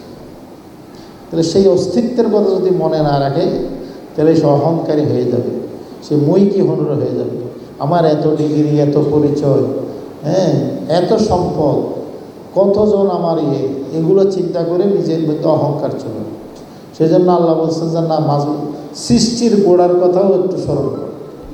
ফালিয়ানজুরিল ইনসানু মিম্মা খুলিক খুলিকা মিন মাইন দাফিক ইয়াখরুজু মিন বাইনি সুলবি ওয়াত তারাইব। ওইভাবে মায়ের পেটে আমার গর্ভসঞ্চার হওয়ার পর থেকে সেখানে অনেক স্টেজ পাড়ি দিয়ে 40 সপ্তাহে আমাকে একটি মানব শিশু বানিয়েছেন। সেই বিষয়ে বিস্তারিত আলোচনা সূরা মুমিনুনের প্রথম রুকুর শেষের দিকে আছে।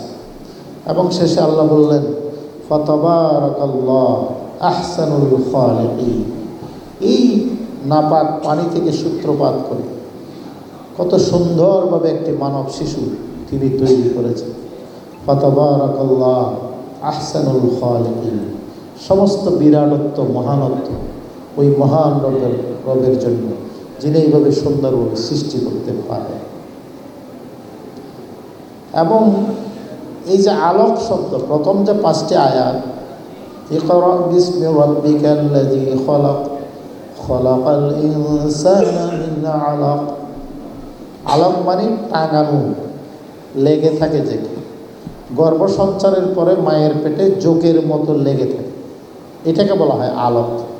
দেখেন, প্রথম নাযিলকৃত আয়াতে আল্লাহ সৃষ্টি নিয়ে কথা বলেছেন এবং মানুষ সৃষ্টির সূচনাতে মায়ের পেটে যে গর্ভসঞ্চার হয়, টাঙানো থাকে, সেটা নিয়ে কথা বলেছে।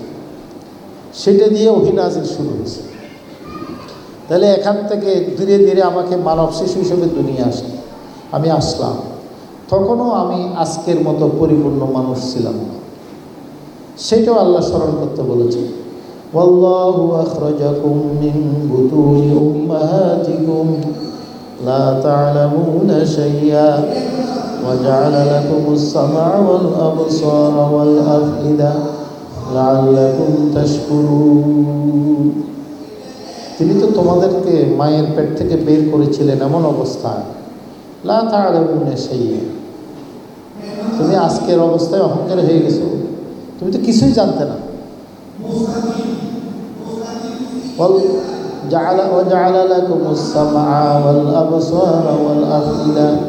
তিনি মেহেরবানি করে তোমাদেরকে শ্রবণ শক্তি দিয়েছেন, দৃষ্টি শক্তি দিয়েছেন এবং অনুধাবন করার মতো একটি ব্রেইন দান করেছেন।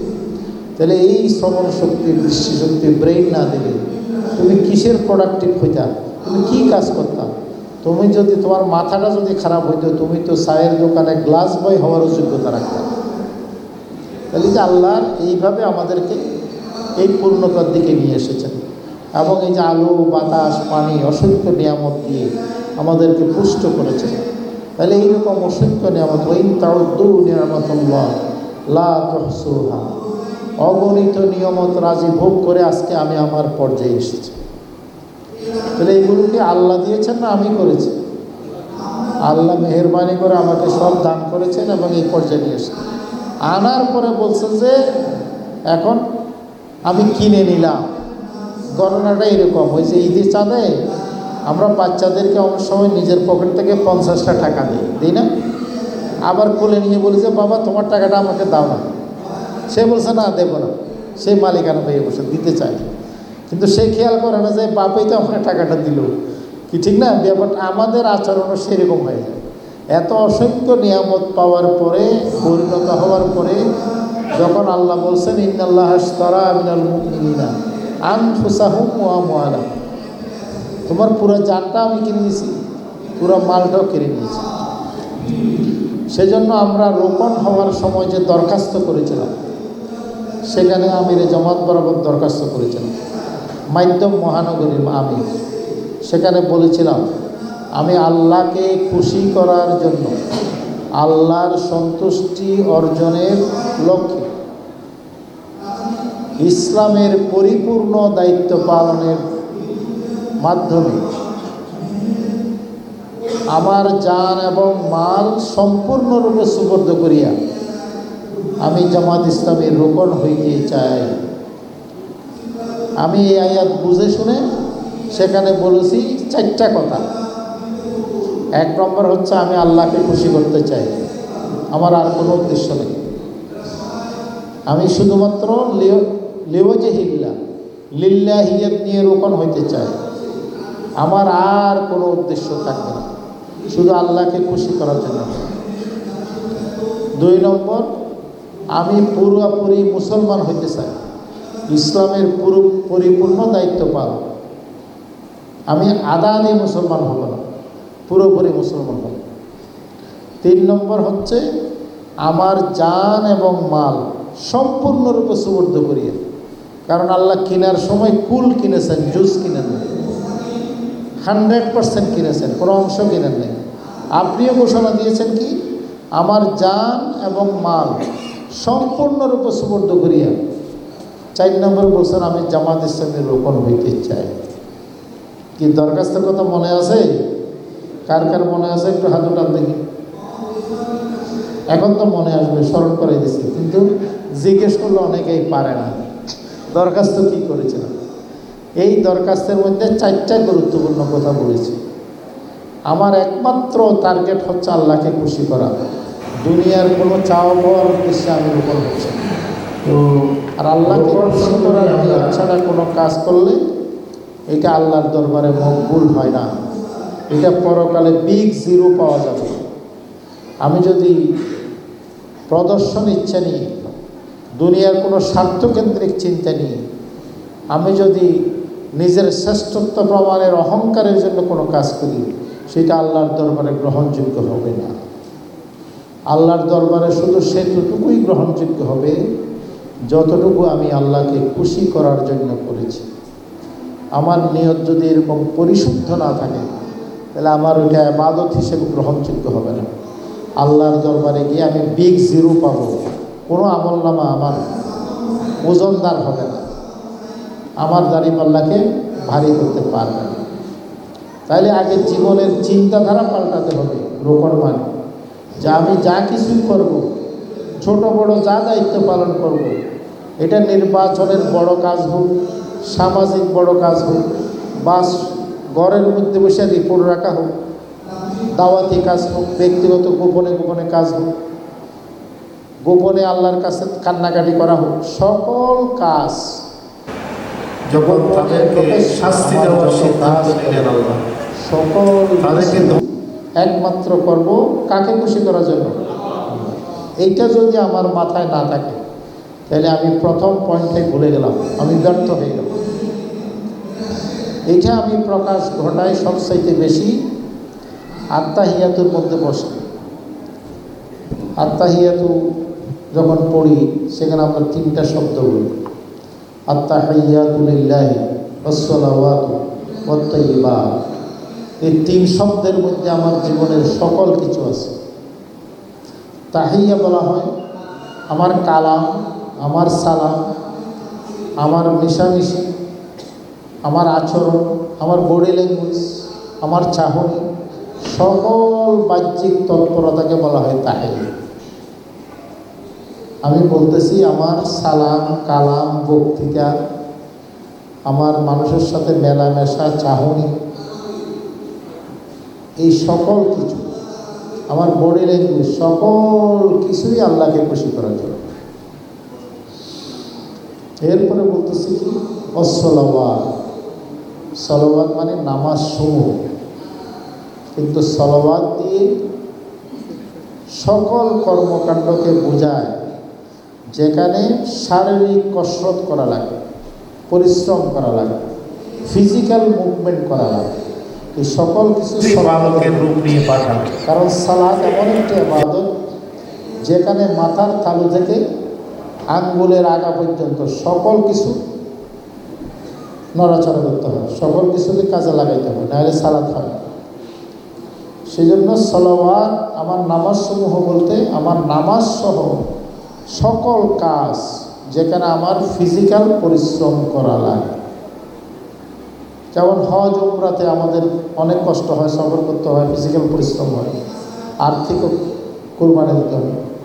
সেখানেও বলা হচ্ছে ওয়াতিমুল হাজ্জা ওয়াল উমরাতা লিল্লাহ, হজ করো, উমরা করো, কার জন্য করবা? আল্লাহ। তাহলে সালাওয়াত মানে all my physical activities, all my movements, আমার যত কাজ যেখানে আমার শারীরিক কসরত করা লাগে, সকল কিছুই কার জন্য? আল্লাহর জন্য। ওয়াত-তয়্যিবাত পবিত্রতা সমূহ। তয়্যিবাত শব্দের সাথে মালের সম্পর্ক। আমার সকল আয়, সকল ব্যয়, সকল এলসি খোলা, ইনপুট করা, এক্সপোর্ট করা, সকল দান করা, সকল লেনদেন করা, কেনা বেচা করা, সমস্ত অর্থনৈতিক কর্মকাণ্ড, all the economic activities, all the financial transactions belongs to the Almighty Allah and none else. আমার সমস্ত লেনদেনের সকল যাবতীয় বিষয় এটা পবিত্র হইতে হবে, তাহলে আল্লাহ জানেন। সেজন্য তয়্যিবাত। কিয়ামতের ময়দানে দুইটা প্রশ্ন, মিন আইনা ইকতাসাবাহু ওয়া ফীমা আনফাকাহু, কিভাবে কামাই করেছো, কিভাবে ব্যয় করেছো। তাহলে আমি বলতেছি আমার সমস্ত তয়্যিবাত আল্লাহর জন্য। তাহলে এটা যে এই তিনটা শব্দ যদি আমরা বুঝি, তাহলে আমরা কি খারাপ আচরণ করতে পারবো? পারবো। কারণ খারাপ আচরণের কারণে আমার জাহান্নামে যেতে হইতে পারে। আল্লাহ রাসূলের কাছে দুই মহিলার দৃষ্টান্ত স্থাপন করা হয়েছে। এক মহিলা অনেক নফল করে, নফল দান সদকা করে, কিন্তু প্রতিবেশীর সাথে সবসময় খারাপ আচরণ। আর এক মহিলা ফরজের ব্যাপারে সচেতন, বেশি নফল আদায় করে না, কিন্তু সে মানুষের সাথে সুন্দর আচরণ করে, প্রতিবেশী সুন্দর আচরণ। আল্লাহ রাসূল কী ফতোয়া দিয়েছে? এই প্রথম মহিলা জাহান্নামে যাবে, দ্বিতীয় মহিলা জান্নাতে যাবে। তাহলে আমি তাহাজ্জুদ গুজার হইয়া, হজ করে আর অনেক ইবাদত বুঝে গেছি, কিন্তু আমার আচরণ ঠিক হইল না, তাহিয়া ঠিক হইল না। তাহলে আমার তাহিয়া ঠিক হয়ে যাবে, যেহেতু আমি আল্লাহর জন্য। এরপরে আমার নামাজের মধ্যে খুশু পয়দা হবে, কারণ এটা আল্লাহর জন্য করতেছি। সলাতে মুআদ্দিন, আমি বিদায়ী নামাজের মতো করব। এইভাবে আমার আয় রোজগারে হারামের মিশ্রণ থাকবে না, প্রতারণার মিশ্রণ থাকবে না, মানুষের হকের বিষয়ে আমি সচেতন থাকব। ওয়াইলুল লিল মুতাফফিফিন, সূরা মুতাফফিফিন আছে। মানুষের কাছ থেকে নেওয়ার সময় পুরোপুরি নেব, আর দেওয়ার সময় ঠকিয়ে দেব, এটা আমার নীতি হবে না। আমি প্রতারক হব না, আমি চুক্তি ভঙ্গকারী হব না, আমি হকুল ইবাদের বিষয়ে শতভাগ সচেতন থাকব, যদি আমি আল্লাহর ওয়াস্তে লেনদেন করি। তাইলে আমার পুরো জীবনটা কী হবে? পরিশুদ্ধ হবে। তাহলে এক নম্বর আমি বলেছি, এইভাবে আল্লাহকে খুশি করার জন্যই আমি রোপণ হইতে চাই। দুই নম্বর বলছি, ইসলামের পরিপূর্ণ দায়িত্ব পালন। আমি পরিপূর্ণ মুসলমান হইতে চাই, আধা দিন। উদখুলু ফিস-সিলমি কাফা ওয়া লা তাত্তাবিউ খুতুওয়াতিশ শাইতান। শয়তানের জন্য একটা পদাঙ্ক রাখা যাবে না, সিঙ্গেল স্টেপ।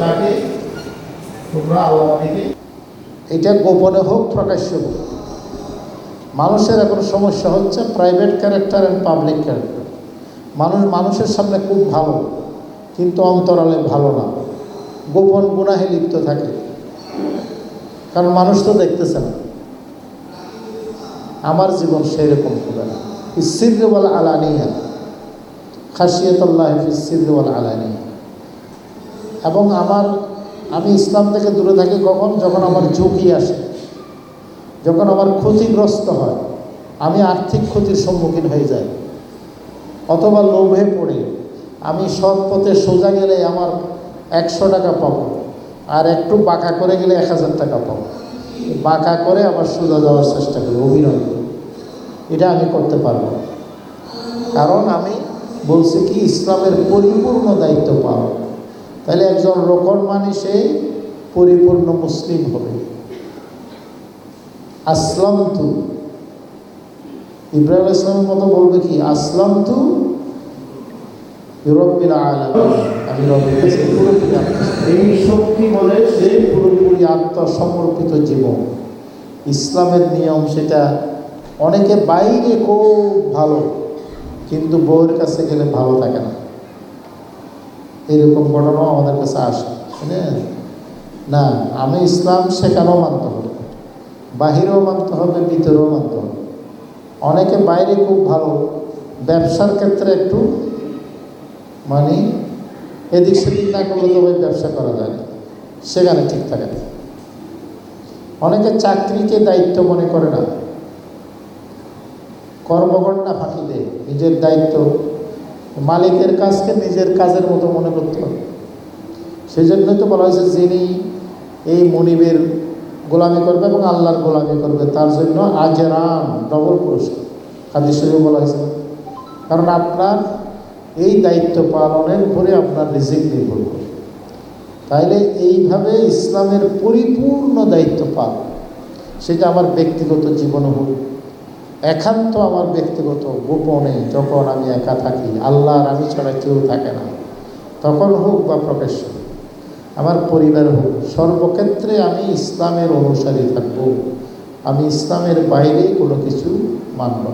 কারণ ওয়ালা তাত্তাবিউ খুতুওয়াতিশ শাইতান, শয়তানের জন্য একটা পদাঙ্কও আমি রাখবো না। এটা আমি 2 নম্বর ঘোষণা দিই। 3 নম্বর বলতেছে যে আমার জান এবং মাল সম্পূর্ণ পরিশুদ্ধ করে, অর্থাৎ আমি আমার নিজের কিছু মনে করব না। আমি দিনকে জীবন উদ্দেশ্য বানালাম, দিনের প্রয়োজনে আমি শহীদ হব, আমি প্রয়োজনে 24 ঘন্টা সময় দেব, আমি প্রয়োজনে আমার সকল কিছু দিয়ে দেবো, যেমনভাবে হযরত খাদিজাতুল কুবরা রাদিয়াল্লাহু তাআলা আনহা দিয়েছিলেন। ওয়া ওয়াজাদাকা আইলান ফাআগনা, তোমাকে আল্লাহ পেয়েছিলেন নিঃস্ব হিসাবে, তোমাকে আল্লাহ ধনী বানিয়ে দিয়েছেন। কার সম্পদে? খাদিজার সম্পদে। তাহলে এখানে আল্লাহ পার্সেন্টেজ কিনে নেয়, কিন্তু আমরা বলতেছি জামাত ইসলামী সহজ, যে আপনি পার্সেন্টেজ দেন। আপনি 100 টাকা কামাইলে 10 টাকা দেন, 90 টাকা আপনার কাছে রাখেন। 24 ঘন্টা সময়ের মধ্যে আপনি 3 ঘন্টা দেন, আপনি বাকি 21 ঘন্টা আপনার কাছে রাখেন। তাহলে জামাত ইসলামী কি সহজ করলো না কঠিন করলো? তো সেই সহজটা আমরা পারি না কেন? তাহলে বায়াতের এই আমরা আসল অর্থটা বুঝি না। তাইলে এই যে আমি যখন 10 টাকা দেব, 90 টাকা আমার কাছে আছে, কিন্তু শয়তান আছে না, শয়তান কি করবে? আশ-শাইতান ইয়াইদুকুমুল ফাকরা, তোমাদেরকে দারিদ্রতার ভয় দেখাবে। এই 10 টাকা দিয়ে দিলে তুমি চলবে কেন? 10 টাকাটাকে অনেক বড় করে দেখাবে, 90 টাকাটাকে অনেক ছোট করে দেখাবে, তখন আপনি ভয় পেয়ে যাবেন, আপনি আহ্বানে সাড়া দিতে পারবেন। আমরা তো সাহাবায়ে কেরামের গল্প শুনছি। এই মাসে একজন রোকন হইতে আসছে, মোবাইল অ্যাক্সেসরিজের দোকানে জব করে, 5,000 টাকা বেতন। তো তার সাথে কন্ট্যাক্টে তার পরিবারের খবর নিলাম। পরিবারে বাপ কাজ করতে পারে না, একটা বড় ভাই আছে, সেটাও প্রতিবন্ধী, তার উপরে সংসারের দায়িত্ব আছে, 21 বছরের ছেলে।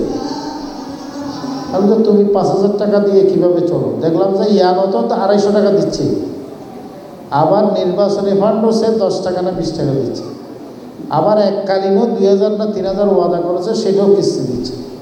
তাহলে সে 5,000 টাকা কামাইয়া মাসে প্রায় 400 টাকার মতো, 400 বেশি হবে, আরও 400-র মতো দিয়ে দিচ্ছে সংগঠনকে, বাকি টাকাটা বাড়িতে পাঠাচ্ছে। সে মোবাইলের অ্যাক্সেসরিজের দোকানে ঘুমাইয়ে থাকে, খাওয়া দাওয়া ফ্রি, খরচ হয় না। খরচ যেটা করে এটা সংগঠনের জন্য করে। একটু নিজেকে কল্পনা করেন তো, তার জায়গায় মিলে সে 5,000 টাকা কামাই করে কীভাবে সিদ্ধান্ত নিতে পারলো যে 500 টাকা মাসে খরচ করবো সংগঠনের জন্য, 400 টাকা মাসে খরচ করব? আমি তো 50,000 টাকা কামাইয়া এরকম পারি না, আমি তো 1 লাখ টাকা কামাই এরকম পারি না। যার যত ইনকাম বেড়ে যায় তার তত সমস্যা বেড়ে যায়, দিনেরটা ছোট হয়ে যায়। এদিকে আমি বলতেছি আমার জান এবং মাল সম্পূর্ণরূপে সুবদ্ধ করিয়ে। তাহলে সেই শ্রমিকের তুলনায় আমি অনেক পিছিয়ে আছি, আমি সেই শ্রমিকের মান অর্জন করতে পারি নাই। এই যে আল্লাহ বলছেন ওয়াইযা কিলা লাহুম আমিনু কামা আমানান নাস, যখন মুনাফিকদেরকে বলা হয় তোমরা ঈমান আনো, মানুষেরা যেভাবে ঈমান এনেছে সেইভাবে ঈমান আনো। ক্বালু আনুমিনু কামা আমানাস সুফাহা, তখন মুনাফিকরা বলে আমরা কি বেকুবদের মতো ঈমান আনবো? আলা ইন্নাহুম হুমুস সুফাহা ওয়ালাকিন লা ইয়ালামুন, আসলে এরকম যারা বলে তারাই হচ্ছে বোকা, তারা আসলে বুঝে না, জানে না। তাহলে এখানে নাস বলতে কারা? এখানে নাজ বলতে সাহাবায়ে কেরামদেরকে বোঝানো হয়েছে। তাহলে ইমানের সবক কাদের থেকে নিতে হবে? সাহাবায়ে কেরামদের থেকে নিতে হবে। এখানে আমানান নাস, কমা আমানান নাস, এই নাস দিয়ে সাহাবায়ে কেরামদেরকে বোঝানো হয়েছে। বিশেষভাবে খেলাফতে রাশেদা হযরত আবু বকর সিদ্দিক রাদিয়াল্লাহু তাআলা, হযরত ওমর রাদিয়াল্লাহু তাআলা, হযরত ওসমান রাদিয়াল্লাহু তাআলা, হযরত আলী রাদিয়াল্লাহু তাআলা, এই চারজন এবং খেলাফতে রাশেদা হলো এই কমা আমানান নাস। কমা আমানান নাস মানে হচ্ছে আব্দুল্লাহ ইবনে সালাম এবং তার অনুসারীরা। অনেক বড় পাণ্ডিত্য, অনেক বড় ডিগ্রি, অনেক বেশি সম্মান ছিল, ইহুদি আলেম ছিল, কিন্তু আল্লাহ রসুলকে সত্য জানার পরে সকল কিছু ত্যাগ করে যিনি এই পথে বায়াত নিতে পেরেছেন, আসতে পেরেছেন। কাজে কমা আমানান নাস মানে আব্দুল্লাহ ইবনে সালাম এবং তার অনুসারীরা। সকল ডিগ্রি, সকল পাণ্ডিত্য, সকল অনেক ডিগ্রিধারী হয়ে অনেক বড় সম্মানিত ব্যক্তি হয়েও তিনি দ্বীনের পথে এইভাবে আসতে পেরেছেন। এখানে হযরত খাদিজাতুল কুবরা রাদিয়াল্লাহু তাআলা আনহা, হযরত আব্দুর রহমান ইবনে আউফ, হযরত আবু দারদা রাদিয়াল্লাহু তাআলা আনহুম আজমাইন, যারা জীবনের সকল কিছু দ্বীনের পথে দিতে পেরেছেন, কোনো তোয়াক্কা করেনি। হযরত আবু বকর সিদ্দিক রাদিয়াল্লাহু তাআলা ধনী ব্যবসায়ী ছিলেন, কিন্তু দিতে দিতে গরিব হয়ে গেছে। তাহলে এইভাবে সেখান থেকে দৃষ্টান্ত নেওয়ার কথা বলা হয়েছে। আবার একদিকে হযরত বেলাল রাদিয়াল্লাহু তাআলা, হযরত সুহাইব তাদেরকে শাস্তি দেওয়ার সিদ্ধান্ত আম্মার রাদিয়াল্লাহু তাআলা, তাদেরকে হুবাইব রাদিয়াল্লাহু তাআলা, হযরত সুমাইয়া রাদিয়াল্লাহু তাআলা আনহা, যাদের আর্থিক সহায় সম্বল কিছুই ছিল না, শুধু জানটাই দিয়ে দিছে এবং আহাদ আহাদ আহাদ ছাড়া আর কোনো শব্দ বলে না। তাহলে আপনার অনেক কিছু থাকলেও আপনার আচরণ, আপনার কিছু না থাকলেও আপনার আচরণ দ্বীনের পথে হবে। এটাই হচ্ছে আমি আমার জান মাল পরিপূর্ণরূপে সুপর্দ করিয়া। কিন্তু আমরা পর্যালোচনা করলে সেটার আলোকে অনেক অনেক পিছিয়ে আছে। সেই কারণেই আমাদের সংগঠন ঋণগ্রস্ত হয়ে যায়, আমাদের সংগঠন সঠিকভাবে পরিকল্পনা নিতে পারে না। ইনফাকের একটি অর্থ হচ্ছে আপনি যা কামাই করবেন তা ব্যয় করবেন। জমাতে কোথাও এনকারেজ করা হয়।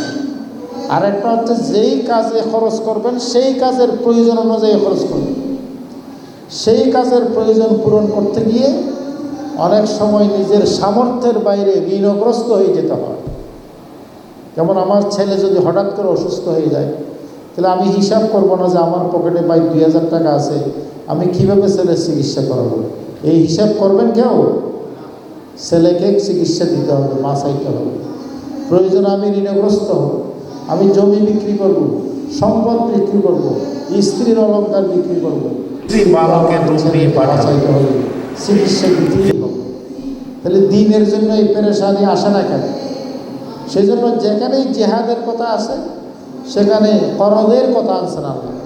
মাই ইউকরিদুল্লাহ কারদান হাসানা, এমনি খরচ করাকে ডিসকারেজ করা হয়েছে। কারণ আল কারদু মিকরাদুল মুহাব্বা, পরস্পর কর্য করলে, ঋণ নিলে মহব্বত নষ্ট হয়ে যায়। কিন্তু দ্বীনের প্রতিষ্ঠার কথা যেখানে আসছে সেখানে আপনি ইনফাক ফি সাবিলিল্লাহর কথা তো বলছেনই আল্লাহ, পাশাপাশি মাই ইউকরিদুল্লাহ কারদান হাসানা, কে আছো আল্লাহকে খরচ দিবে, প্রয়োজনে খরচ করে হইলেও এখানে খরচ মিটাইতে হবে। এই শিক্ষাটা এখানে নিতে হবে। তো সেইভাবে আমরা কি ইনফাক করতে পারি? পারি না। সেই জন্যই আমাদের কাঙ্ক্ষিত ফলাফল আসে। তাহলে আমি বলছি আমার জান এবং মাল সকল কিছু আমি সুপর্দ করি, এটা 3 নম্বরে বলেছি। চতুর্থ বলছে আমি জামাত ইসলামের রোকন হইতে চাই, মানে আপনার কোনো নিজস্বতা থাকবে না। আপনি সংগঠনের ইতিহাস ঐতিহ্যকে ধারণ করবেন, আপনি সংগঠনের সিস্টেমকে ধারণ করবেন, আপনি সংগঠনের কর্মপন্থা কর্মপদ্ধতিকে ধারণ করবেন, সেই আলোকে নিজেকে ঢালাই করবেন। আপনার মতো করে চালানোর চেষ্টা করার নাম আনুগত্য না, বরং সংগঠনের মতো চলার নাম হলো আনুগত্য। কিন্তু আমরা এখন নিজের মতো করে চালাইতে চাই, এটা আনুগত্য হয় না। লা ইসলামা ইল্লা বিল জামাআত ওয়ালা জামাআতা ইল্লা বি ইমারা ওয়ালা ইমারতা ইল্লা বিতাআ, যে সংগঠন ছাড়া কোনো ইসলাম নেই, দায়িত্বশীল ছাড়া সংগঠন চলে না, আর সঠিক আনুগত্য ছাড়া কোনো দায়িত্বশীল কার্যকর ভূমিকা রাখতে পারে। এটা কার কথা? হযরত ওমর রাদিয়াল্লাহু তাআলার কথা। একদম সংগঠনকে তিনটা কথার মধ্যে প্যাকেট করে দিয়েছেন, কোরআন সুন্নাহর সকল শিক্ষাকে এই তিনটা শব্দের মধ্যে প্যাকেট করে দিয়েছেন। তাহলে সেইভাবে আমাদেরকে জামাত ইসলামের রোকন হিসাবে আমাদেরকে জামাত ইসলামীকে ধারণ করতে হবে, জামাতের প্রতিনিধিত্ব করতে হবে এবং জামাতের আনুগত্যে অটল থাকতে হবে। কারণ আপনি এখন আলাদা কোনো সত্তা না, আপনার প্রতিটি কাজকে মানুষ বলবে দেখো জামাতের রোকন কীরকম। তাহলে আপনি নিজেরা শুধু আপনি সংগঠনকে ক্ষতিগ্রস্ত করবেন, আপনার লেনদেন আচার আচরণ প্রত্যেকটার কারণে জামাত ইসলামী প্রশ্নবিদ্ধ হবে। আপনার আমানতহীনতার কারণে, আপনার ওয়াদা খেলাফির কারণে, আপনার আচরণ ভালো না হওয়ার কারণে আপনি জামাত ইসলামের বাপ মর্যাদা নষ্ট করেন। তাহলে জামাত ইসলামের কোনো রকমের জামাতের এই অধিকার নাই, যাকে জামাত আশ্রয় হিসেবে নিয়েছে, পিলার হিসাবে নিয়েছে, মজবুত অবলম্বন হিসেবে ঘোষণা করেছে, তিনি কখনো ওইভাবে পারেন না। তাহলে এই যে দরখাস্তের কথাটা যদি আমরা ভালোভাবে বুঝি, তাহলে আমরা রুকনিয়াত সঠিকভাবে বুঝব। এর বাইরে আমার আলোচনার বেশি সময় নেই। এরপরে আপনারা 9 নম্বর ধারাটা পড়বেন বেশি করে। 9 নম্বর ধারাতে আমার চিন্তা চেতনার পরিবর্তন, দৃষ্টিভঙ্গির পরিবর্তন, লেখাপড়া অব্যাহত রাখা সহ সার্বিক বিষয় বলা হয়েছে ক অংশে, আর খ অংশে বলা হয়েছে আমি প্রোডাক্টিভ হওয়া। ধারা 9 নম্বরের ক এবং খ 2 ভাগ আছে। খ অংশে বলা হচ্ছে কি, আমি দাওয়াত দেব, মানুষকে এদিকে আনবো এবং আমি সংগঠন সম্প্রসারণ করব। এখন আমি বছরের পর রোকন, একজন রোকন বানাইতে পারি না, 2 জন কর্মী বানাইতে পারি না, একজন সহযোগী বানাইতে পারি না, তাহলে এবং আনপ্রোডাক্টিভ রোকন করলে চলবে না। একটা ইউনিট বানাইতে পারি না। তাহলে এখানে ক অংশে বলা হচ্ছে আপনি নিজেকে কিভাবে তৈরি করবেন, নিজের চিন্তা চেতনা, নিজের অ্যালাউন্স, নিজের দৃষ্টিভঙ্গি পরিবর্তন করার কথা। আর খ অংশে বলা হচ্ছে আপনাকে রোকন হিসেবে সংগঠনে প্রতিদান দিতে হবে, আপনাকে রিক্রুট করতে হবে, রোকন বানাইতে হবে, কর্মী বানাইতে হবে, সহযোগী বানাইতে হবে এবং ইউনিটও বৃদ্ধি করতে হবে, সংগঠন সম্প্রসারণের কাজ করতে হবে। তাহলে 9 নম্বর ধারা অনুযায়ী সেটা আমরা করার চেষ্টা করবো ইনশাআল্লাহ। এরপরে মহিলা রোকনদের জন্য বিশেষ দায়িত্বের কথা বলা হয়েছে, পরিবার গঠনের বিষয়ে। কারণ পরিবারে পুরুষেরা যদিও পয়সা কামায়, কিন্তু মহিলাদের প্রভাব বেশি। মহিলারা স্বামী, ছেলে মেয়ে সবাইকে সঠিক রাখার জন্য যথার্থভাবে ভূমিকা রাখবে। সেজন্য মহিলা রোকনদের উপরে আলাদা দায়িত্ব কর্তব্যের কথা আলোচনা করা হয়েছে। সেইভাবে যদি আমরা ঘরকে ঠিক রাখতে পারি, নিজেরা ঠিক রাখতে পারি, তাহলে ইনশাআল্লাহ সবাই মিলে বেহেশতে যেতে পারবে। ইয়াদখুলুনহা আমান সালাহা মিন আবাইহিম ওয়া আজওয়াজিহিম ওয়া যুররিয়াতিহিম। এইভাবে বেহেশতের মধ্যে স্ত্রী, ছেলে মেয়ে, বাপ মা সহ থাকতে পারলে এটা বেহেশতের মধ্যে সুখকে অনেক গুণ বাড়িয়ে দেবে। আর যদি আমি এক জায়গায় গেলাম, স্ত্রী আর এক জায়গায় গেল, বউ ছেলে মেয়ে আর এক জায়গায় গেল, তাহলে পারিবারিক সুখ না পাইলে অপূর্ণতা থেকে যাবে। আল্লাহ মেহেরবানি করে মিলিয়ে দেবেন, জান্নাতুল ফেরদৌসে মিলিয়ে দেবেন। একজন যদি জান্নাতুল ফেরদৌস পায়, আরেকজন যদি নিম্ন স্তরের জান্নাত পায়, তাহলে আল্লাহ যে জান্নাতুল ফেরদৌস পাইছে তিনি আপনার স্ত্রী হইতে পারে, আপনার ছোটো মেয়ে হইতে পারে, আপনার ছেলে হইতে পারে, তার সম্মান সেই দিন বেশি। তার সম্মানে সেখানে গিয়ে সবাইকে মিলিয়ে দেবেন ইনশাআল্লাহ। যে সেইভাবে আমাদেরকে পরিবার গঠনের বিষয়েও সচেতন ভূমিকা রাখতে হবে। এরপরে বায়াতের বিষয়ে সূরা ফাতার 10 নম্বর আয়াত, 18 নম্বর আয়াত, সেগুলো বিশেষভাবে পড়বেন। এগুলো উল্লেখ করার আর সময় পেলাম না। এরপরে সেখানে বলা যায় ফমান নাকাসা ফা ইন্নামা ইয়ানকুসু আলা নাফসি। আমি যদি আমার শপথ ভঙ্গ করি, তাহলে এটার দায়িত্ব আমাকে নিতে হবে। আমি দুনিয়াতেও লাঞ্ছিত হব, পরকালেও ক্ষতিগ্রস্ত হব। যেমন সূরা আহজাবের মধ্যে জঙ্গে আহজাবের বিষয়ে সূরা নূরের মধ্যে আলোচনা করা হয়েছে। কঠিন মুহূর্তে যখন আহজাবের যুদ্ধে সমস্ত দল একদিকে আর আল্লাহ রসুল একদিকে, সেই কঠিন সময়ে হযরত সালমান ফারসি রাদিয়াল্লাহু তাআলা আনহু পরামর্শ দিলেন, ইয়া রাসূলুল্লাহ, পরিখা খনন করতে হবে। আর পরিখা খনন সেই সময় অনেক কঠিন কাজ ছিল।